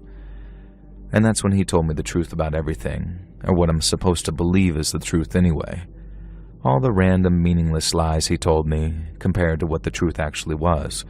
A whole bunch of things that were just utterly meaningless. And next, he revealed all the things that he'd stolen from my house. He took in a photograph of all the items. It had a copy of that day's newspaper in the picture, too. Another pathetic little flex, I guess. I'm sure he thought it made him seem cool and sinister that he kept all those items. To me, it just seemed pathetic. The idea of him transporting all this crap to his new life away at college just felt so sad to me. And then he went on and on about the serial killer stuff, how he'd been trying to scare me and hoped it had worked. And I guess it sort of had, now. And then finally he explained how he managed to convince a bunch of students I was going to do something terrible at school. How he'd managed to work things so that nobody knew the rumors came from him, and everybody involved genuinely thought that they were doing good by reporting me. Then he made sure to add that it was also his doing when I'd been found innocent, because he didn't want me to suffer from being falsely accused. He just wanted me to know that he could. And when I think about it, that's true. It could have been so much worse. If someone sets their mind to ruining you, there's a good chance that they can do some degree, especially when you're a kid and can't necessarily work out how to fight back. If Leo had wanted to make things a lot worse for me back then, he probably could have, because he was literally bored. And that's why I decided not to even reply to his email. Let him get it out of his system and forget me. And I never did hear from him again. It's been quite a few years now, but anytime something goes wrong for me, I have to wonder. Anytime something happens that I can't explain, my first thoughts go to Leo. Is he back? Is he screwing with me again? Has he thought of another game? I have no idea what became of Leo since he last emailed me, but I hope he's occupied. I really don't want to find out what happens if he ever gets bored enough to remember me again. We've been planning this camping trip on Cosmaj Mountain for days. 3 days of mountain air, crackling fires, too many snacks, and probably more beer. It had been the perfect send-off to our college days, me and Henry. Our first proper trip, and man, it was a good one. But now it was Sunday night. Office tomorrow and still an hour left of driving. It was about 8 p.m. and I was driving. The road was visible by the headlights in the full moon. It was a remote area with dense jungle on both sides, and the nearest city was at least 45 kilometers away. We were chatting with some music playing low, and then we saw her from a good distance. What caught my eye was her sweatshirt, bright orange, practically glowing with our headlights like a reflector. As we got closer, we could see she had a backpack on and was definitely waving that universal hitchhiker symbol, thumb out. "Whoa, slow down," Henry said, pointing. "Someone's walking." "Man, I don't know," I muttered. "It's pretty remote. Remember those stories about those teenagers a few years back? But Henry, he's always been the more carefree, it'll be fine kind of guy." He insisted. Come on. What's the worst that could happen? Looks like she needs help." So I slowed the car and pulled over near her. She was young, blonde, and pretty cute, with a cargo backpack hanging over one shoulder. She looked exhausted, but a wave of relief spread across her face as Henry hopped out of the passenger seat. "Hey, everything all right?" he asked. She explained she was heading to the nearest motel, about 8 kilometers away. Then she added, "I'm a solo traveler." Before she could even ask, Henry gestured to the back seat. "Hop in, we're heading that way." So there she was, sitting in the back seat. And the first thing she did, despite the chill night, was roll her window down. Strange, but I didn't say anything. Henry, in the front, started trying to make conversation. He found out she was supposedly 18, though honestly, she didn't look a day over 15. As he chatted, I glanced in the rearview mirror. She had something small in her hand, a capsule, and she swallowed it quickly. I didn't think much of it then. Maybe a painkiller, travel sickness pill, who knows.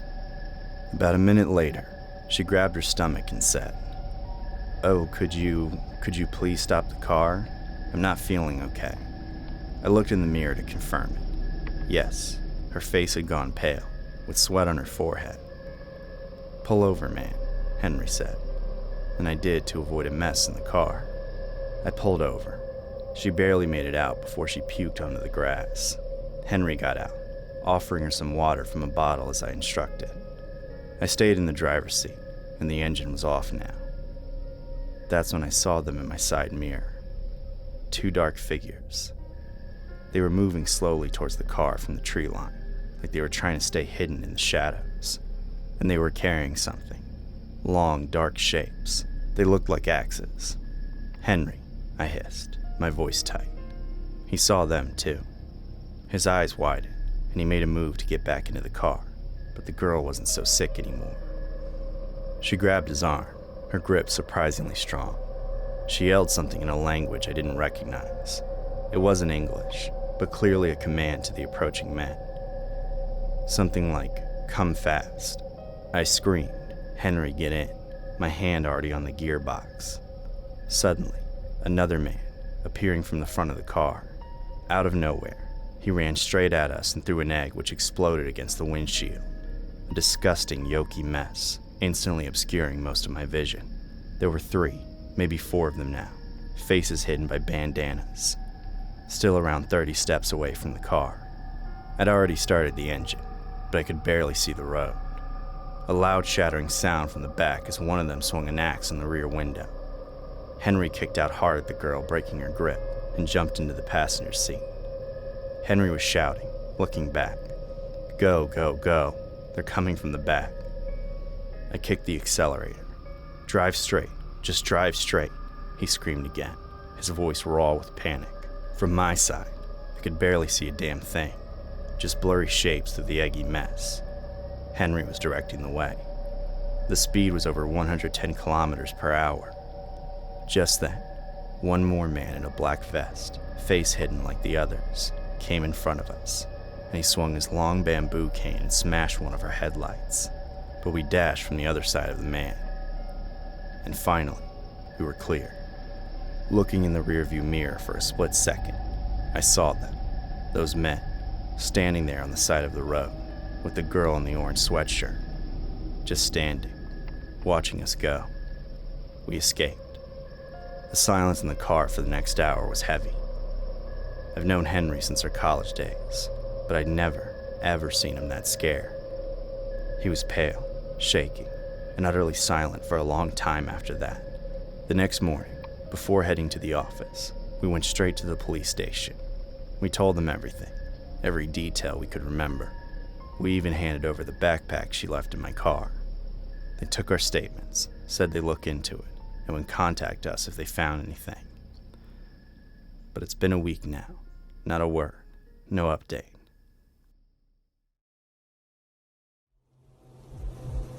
This is something that was super traumatic for me, but it was never discussed again in my household.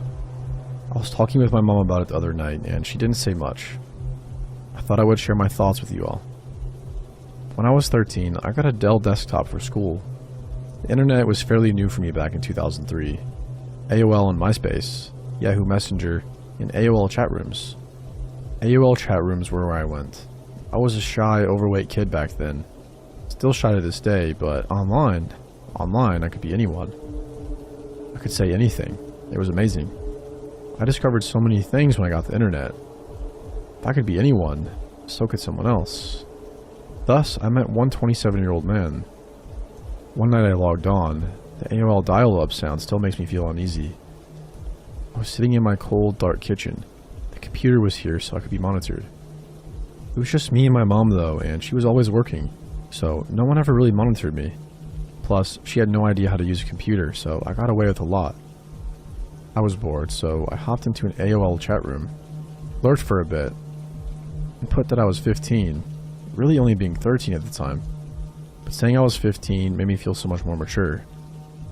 Private message incoming. Hey, my name is Rob, where are you from? And that's how it started. I told him where I was from and that I was in high school, which wasn't a lie. My school was from 7th to 12th grade. You? 19, male, New York. Oh man, was it cool to be talking to an older guy, and he was cute. Honestly, I don't really remember much. Maybe I blanked it out, or maybe my memory is just shot. I do remember emails back and forth, the occasional phone call. I remember finding out he was talking to another girl, and I wanted to break things off, but he begged and pleaded until I caved. Then he asked to meet. I was nervous. He had never asked for a pic, and never really asked for much from me. Just the emails back and forth, phone call a day, but somehow he made me feel safe, made me feel wanted and cared for. He drove from New York to West Virginia one day. My mom worked right beside my house, so he parked about a quarter-mile away and took the back alley to enter my house. My friend was with me when he showed up, but she was scared when she saw him and ran out the back door. I maybe should have taken a hint from that, but I just stood on the back porch with my head down. Was given a hug as he led me inside. Not even 5 minutes after being there, sitting on the couch, did he move things further, then further, even into my bedroom. I won't get into the details on what happened next. I assume most can guess. After that, he left, with instructions to get in his car after I get off the school bus, and we would go on a date. I had no idea where he was staying. I lived extremely far in the country, an hour's drive from the closest hotel. The next day, I get ready for school and ride the bus for the 45-minute drive. And as soon as I hop off in the school parking lot, I get directly into his car. Nobody noticed. No one said anything. We drive around. Never go on a date. He just finds different places to park so that he can use me. I noticed a photo of another young girl, maybe 15 or 16, in the visor of his car. I question him, and believe him when he tells me it's his cousin. Believe him when I question why his hairline is receding so much. Also believe him when he tells me I can't see his driver's license because he left it in the hotel. And I believed him when he said he loved me. I get dropped back off at school, super sad that he was going back home, with promises that he will call again.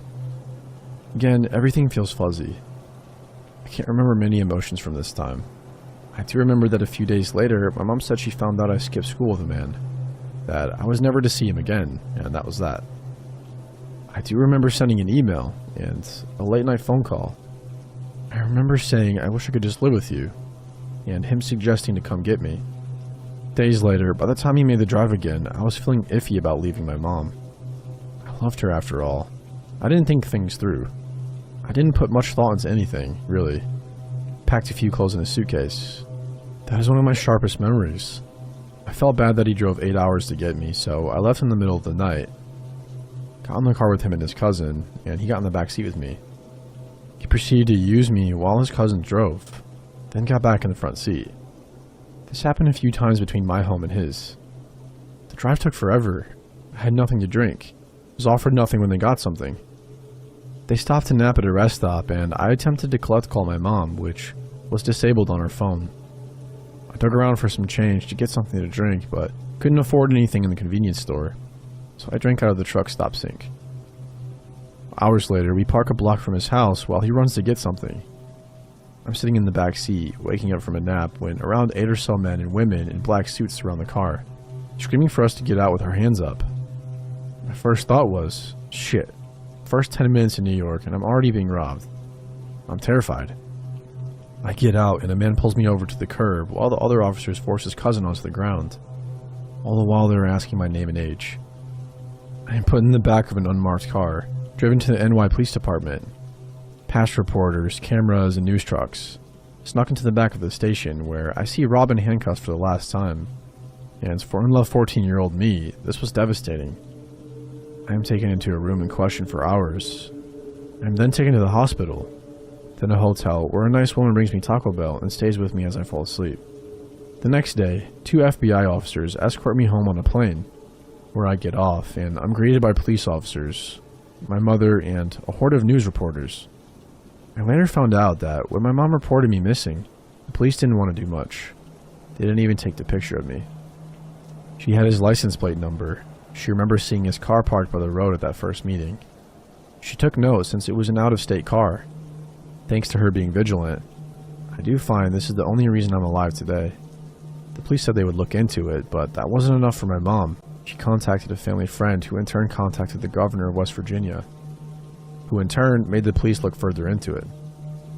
After they ran the license plate number, they looked into the man and found out who he was.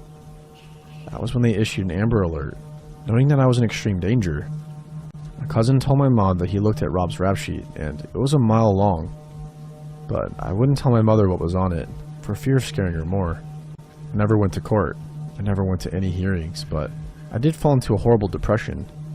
My friends' parents wouldn't let them hang out with me. People spray painted slut on my locker at school. I had no friends, but most of all, I thought a man was in prison for loving me. When I learned he got sentenced to 10 years in prison, which he served every year of, I became deeply troubled. I was in and out of the mental hospital for years, on a slew of depression medications. Psychiatrists never talked to me about anything. I had to process it all myself. My teenage years were better though. I transferred schools and made best friends.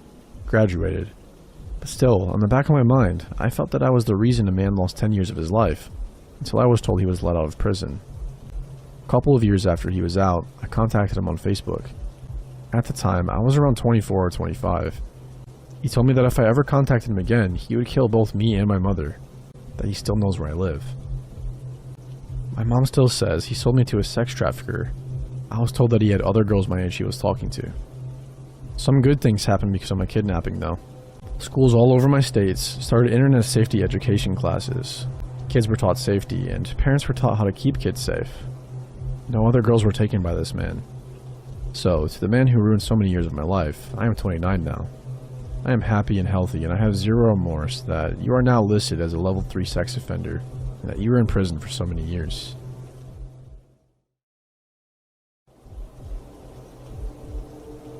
I once met up with an old friend of mine, male 22, a friend I had known for a few years prior to the meetup in November 2017. I had actually met this person on a dating site. However, as time went on, the relationship between us became strictly platonic. There were no red flags, and my gut didn't warn me, so I completely trusted this person. We met up in town, behind a bus station, on a grassy hill surrounded by trees and a tall wall. Our meeting was just to have a smoke, get a little high, and have a small catch-up. The meetup was fine. I had actually started smoking weed a few months before, so I was still relatively new to it. He had brought something new for me to try, Purple Haze. I wasn't at all anxious about trying it, as I completely trusted this person and would never believe that he would lie to me. He packed a full blunt for me, but I only managed to smoke a quarter of it. We spoke during this time about work, our previous relationships, and some random stuff. About half an hour later, I started to feel extremely lightheaded and anxious. I suddenly had this strange feeling where I didn't feel comfortable at all, and I really wanted to go home. When I asked him if I could go home, he offered to take me, but I said, No, it's okay. He offered again. Please, let me take you home. You'll be safe with me. I wouldn't hurt you. I shook my head and said, No thank you, I can take myself home. When I started to walk away, I felt like I was walking around on a cloud. My head became dizzy and my eyesight was a little blurry. I never felt like this before, and in time, I started to panic. When we made our way down the hill toward the bus station, I was relieved, as there were a lot of people around, so if anything happened, someone would step in. I became extremely terrified of him. I had this horrible feeling in my gut that told me to get away from him, and when I got to the bus station, I told him that I would call my taxi here and go home. His tone was no longer nice, but very stern. I'm going to take you home now.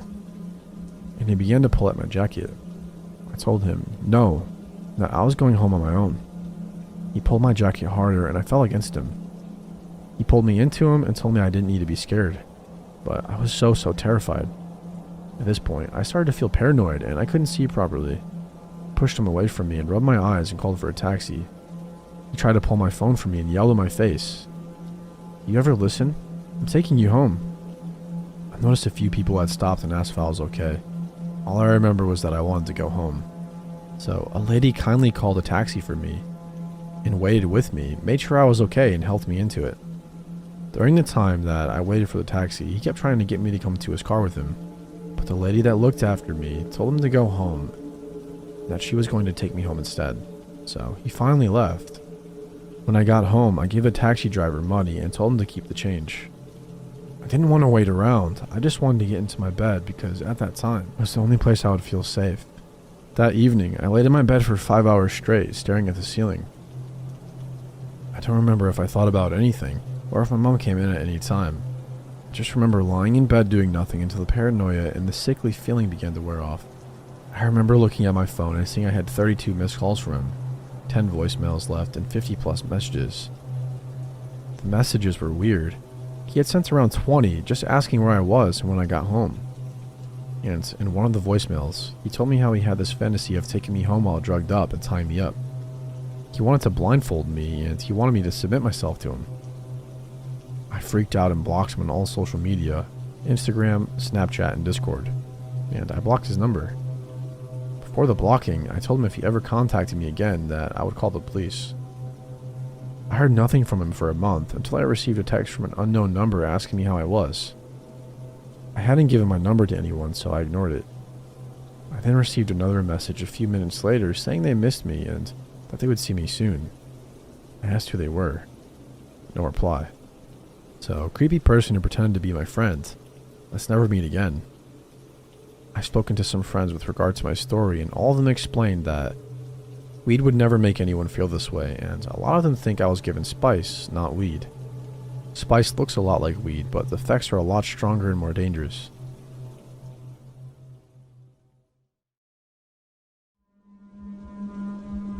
I had blocked this story from my memory until my girlfriend reminded me of it a couple of days ago. I started dating my girlfriend at the end of my senior year, and before we started dating, I used multiple dating apps. In many of my dating profiles, I had my Snapchat listed so that people could add me. This is important. Nothing led to anything with the dating apps. I'd talk to people for a bit and eventually the conversation would die out. When I began dating my girlfriend, I had deleted the apps but never deleted my account, meaning people could still see my profile and my Snapchat in it. I realized this after a few people would add me, but it didn't go anywhere because I'd tell them I had a girlfriend. As you would imagine, the conversation would end there. But there was this one guy that added me. Let's call him Adam. And he asked me if I was available. Being straight, I was used to guys adding me, so I gave him the usual response. Sorry, I'm straight and I have a girlfriend. I expected him to leave me alone, but he didn't. At first, the messages were normal. How was your day? And what did you do today? Simple stuff like that. Being the nice guy I am, I responded because I thought this guy just wanted to be friends, and having a gay friend is okay with me. Then the message progressively got more creepy. He started asking questions about my girlfriend, and not the basic questions. Questions like, Do you guys have sex a lot? Or just other really personal questions. I simply responded with, those are kind of personal questions, and I don't feel like it's right for me to share my dating business. Adam would always apologize and not talk to me for a few days. Then he would hit me up again and ask creepy questions again. I eventually told my girlfriend about the situation, and for those who don't know, my girlfriend is super sweet, but she is also very aggressively protective over me. So she adds this guy and basically tells him that he needs to leave me alone. Unfortunately, this enraged Adam, who responded with saying that I need to dump this bitch now because she's a cunt. Naturally, I defended my girlfriend and blocked Adam. Everything was cool for a week until another account added me. The guy's name was Tyler, and he was super chill. He was super nice to me and respected my relationship with my girlfriend. As the days go by, I start to notice that Tyler's vocabulary was very similar to Adam's. I wasn't sure about it, so I didn't make any assumptions that it was him. So I gave Tyler's snap to my girlfriend, who added him to investigate. As soon as she adds Tyler's snap, Tyler flips out on her, which confirms that it was Adam. As soon as this realization is made, I block him again. From here, everything goes quiet from Adam for about a month. So I live in the suburbs of Chicago, and both my girlfriend and I live down the street from each other, so naturally we do see each other a lot, and both our families are really good friends. On top of that, our families would also house sit or pet sit for each other. Anyway, a month goes by until I get a letter with no address or name on it. Just my name on the front. I open it, and to my shock and horror, it is basically a love letter from Adam. The premise of the letter was basically him saying that he loves me and wants me to run off with him. The letter also takes a very sexual turn halfway through, with him describing what he wants me to do to him and him to do to me. At this moment, two horrifying realizations hit me. One is that he knows my address, and two, he dropped that letter off himself, meaning that he is in my town. I immediately call my girlfriend, who is equally as shocked as I am, and after consulting with my parents, we called the cops. Unfortunately, since I had blocked as well, removed Adam's social media information, and the letter had no return address, there was nothing we could do about it. Day after day, letters would keep appearing in my mailbox until they also started appearing in my girlfriend's mailbox as well. Her letters were far worse than mine. Adam wrote of how much he hated her and how much he wanted to hurt her. He also stated many times the ways he would inflict pain on her until she broke up with me. Like me, she took this to the cops, and again, they could do nothing about it. My girlfriend's family had plans to go to Hawaii for a vacation, and I was to house sit for them.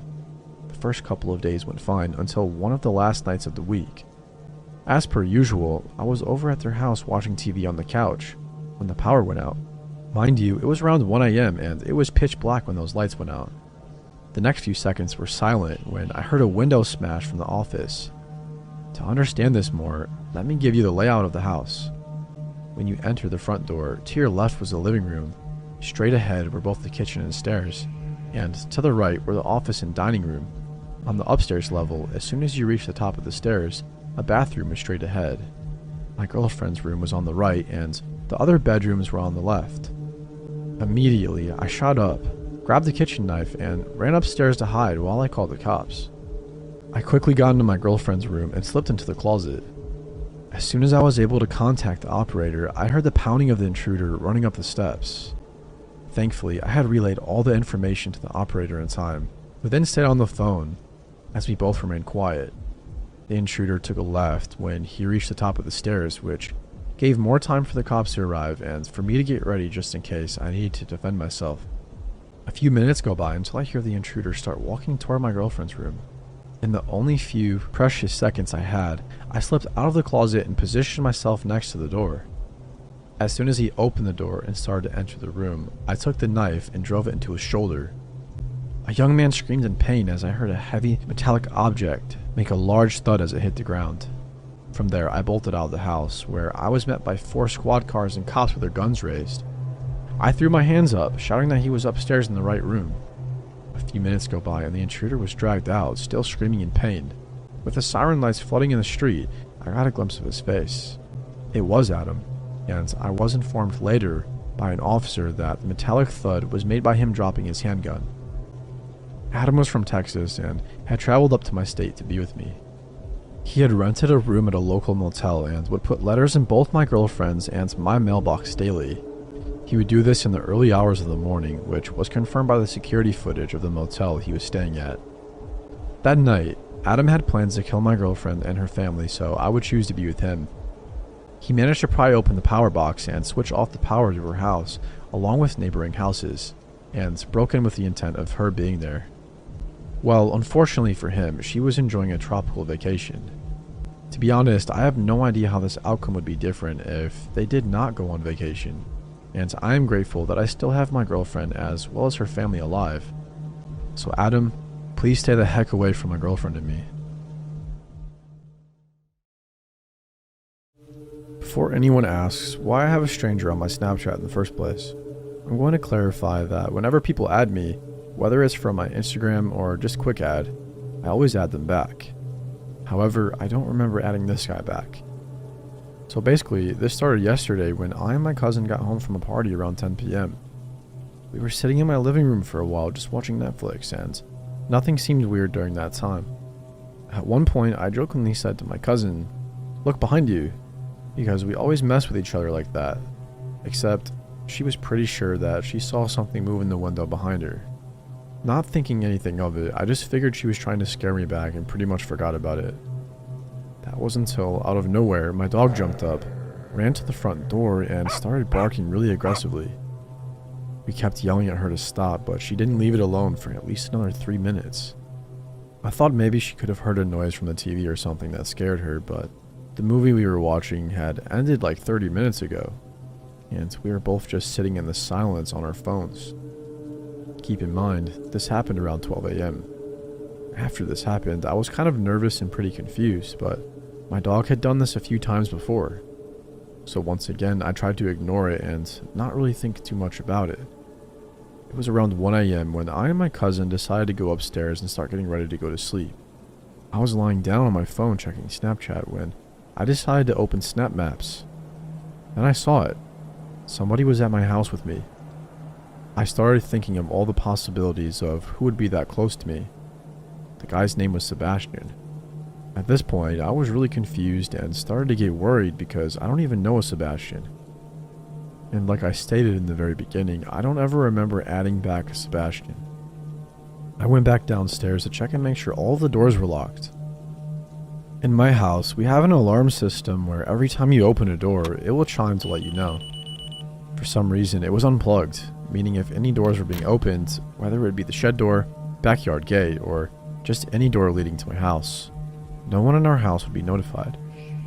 I asked my cousin if she unplugged it, and she said she didn't even know we had it. I was genuinely worried now because when I checked the Snap Map, it said he was last seen an hour ago.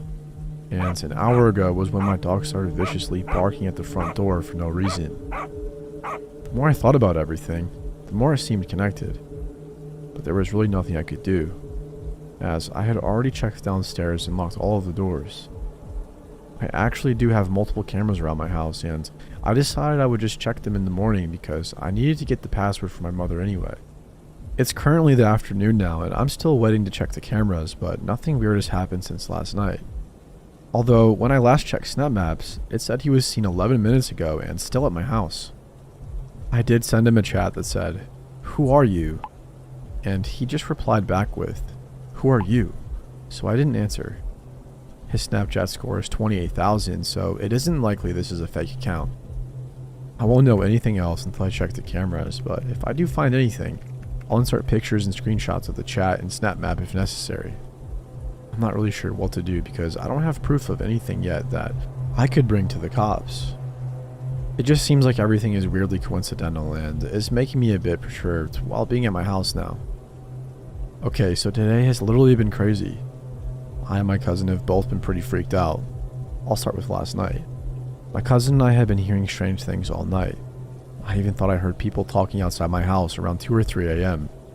Also, you guys keep telling me to call the police, and we did today in the morning, which I'll get to later. It's because now we felt like we might have just been paranoid. Sebastian wasn't on the Snap Map at all last night, so we both figured he wouldn't be anywhere near us, and like I said, we were just getting paranoid now. However, we were wrong. We finally got the password to check the cameras, and fortunately, we found nothing from the night before. Then we checked the footage this morning from last night around 2 a.m. The camera picked up a figure, and I have multiple pictures you guys can look at.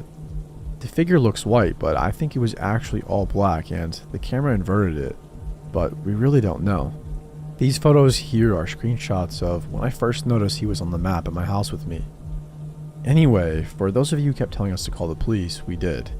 They came this morning and checked the footage. They also looked around our house just to make sure nobody was still lurking around. They said they would patrol around our neighborhood when it got dark for the next few nights too. They made a report of the man trespassing, and we gave them as much information as we could so they can hopefully find him. We both feel a little bit better, but it's really unnerving to know somebody actually was in fact lurking around our house last night. Neither of us can figure out what he was doing or trying to do. He just looked like he was walking around, but like I said, we really have no clue what he wants. This whole ordeal has been very stressful and scary for me, my cousin, and the rest of my family. I'm still very shaken up and worried that he may return with worse intentions. But through everything, I appreciate all the support, and I hope this will be the last of my updates on all this. I'm a fairly typical 20-something student, working full-time, and I supplement my income by selling my panties online. I was recruited to be a panty model for an up-and-coming site through the r/gonewild type subs here on Reddit. All to count here, by the way, so don't waste your time.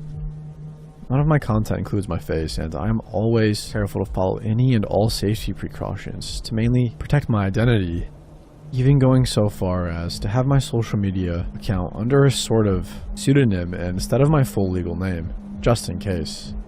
Also important, I live with my boyfriend Jason, and we have a non-monogamous relationship.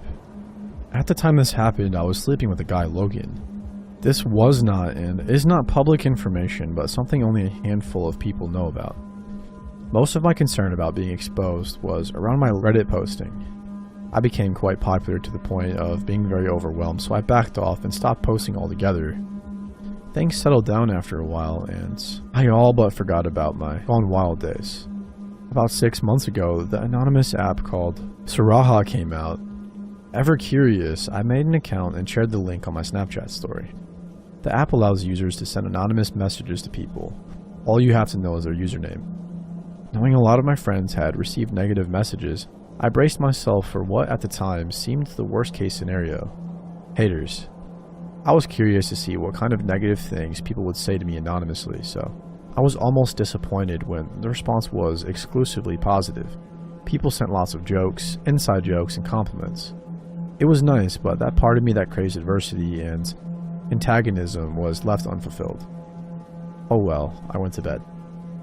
But I woke up to a message. I wish you'd post on Reddit again. Okay, somebody's messing with me.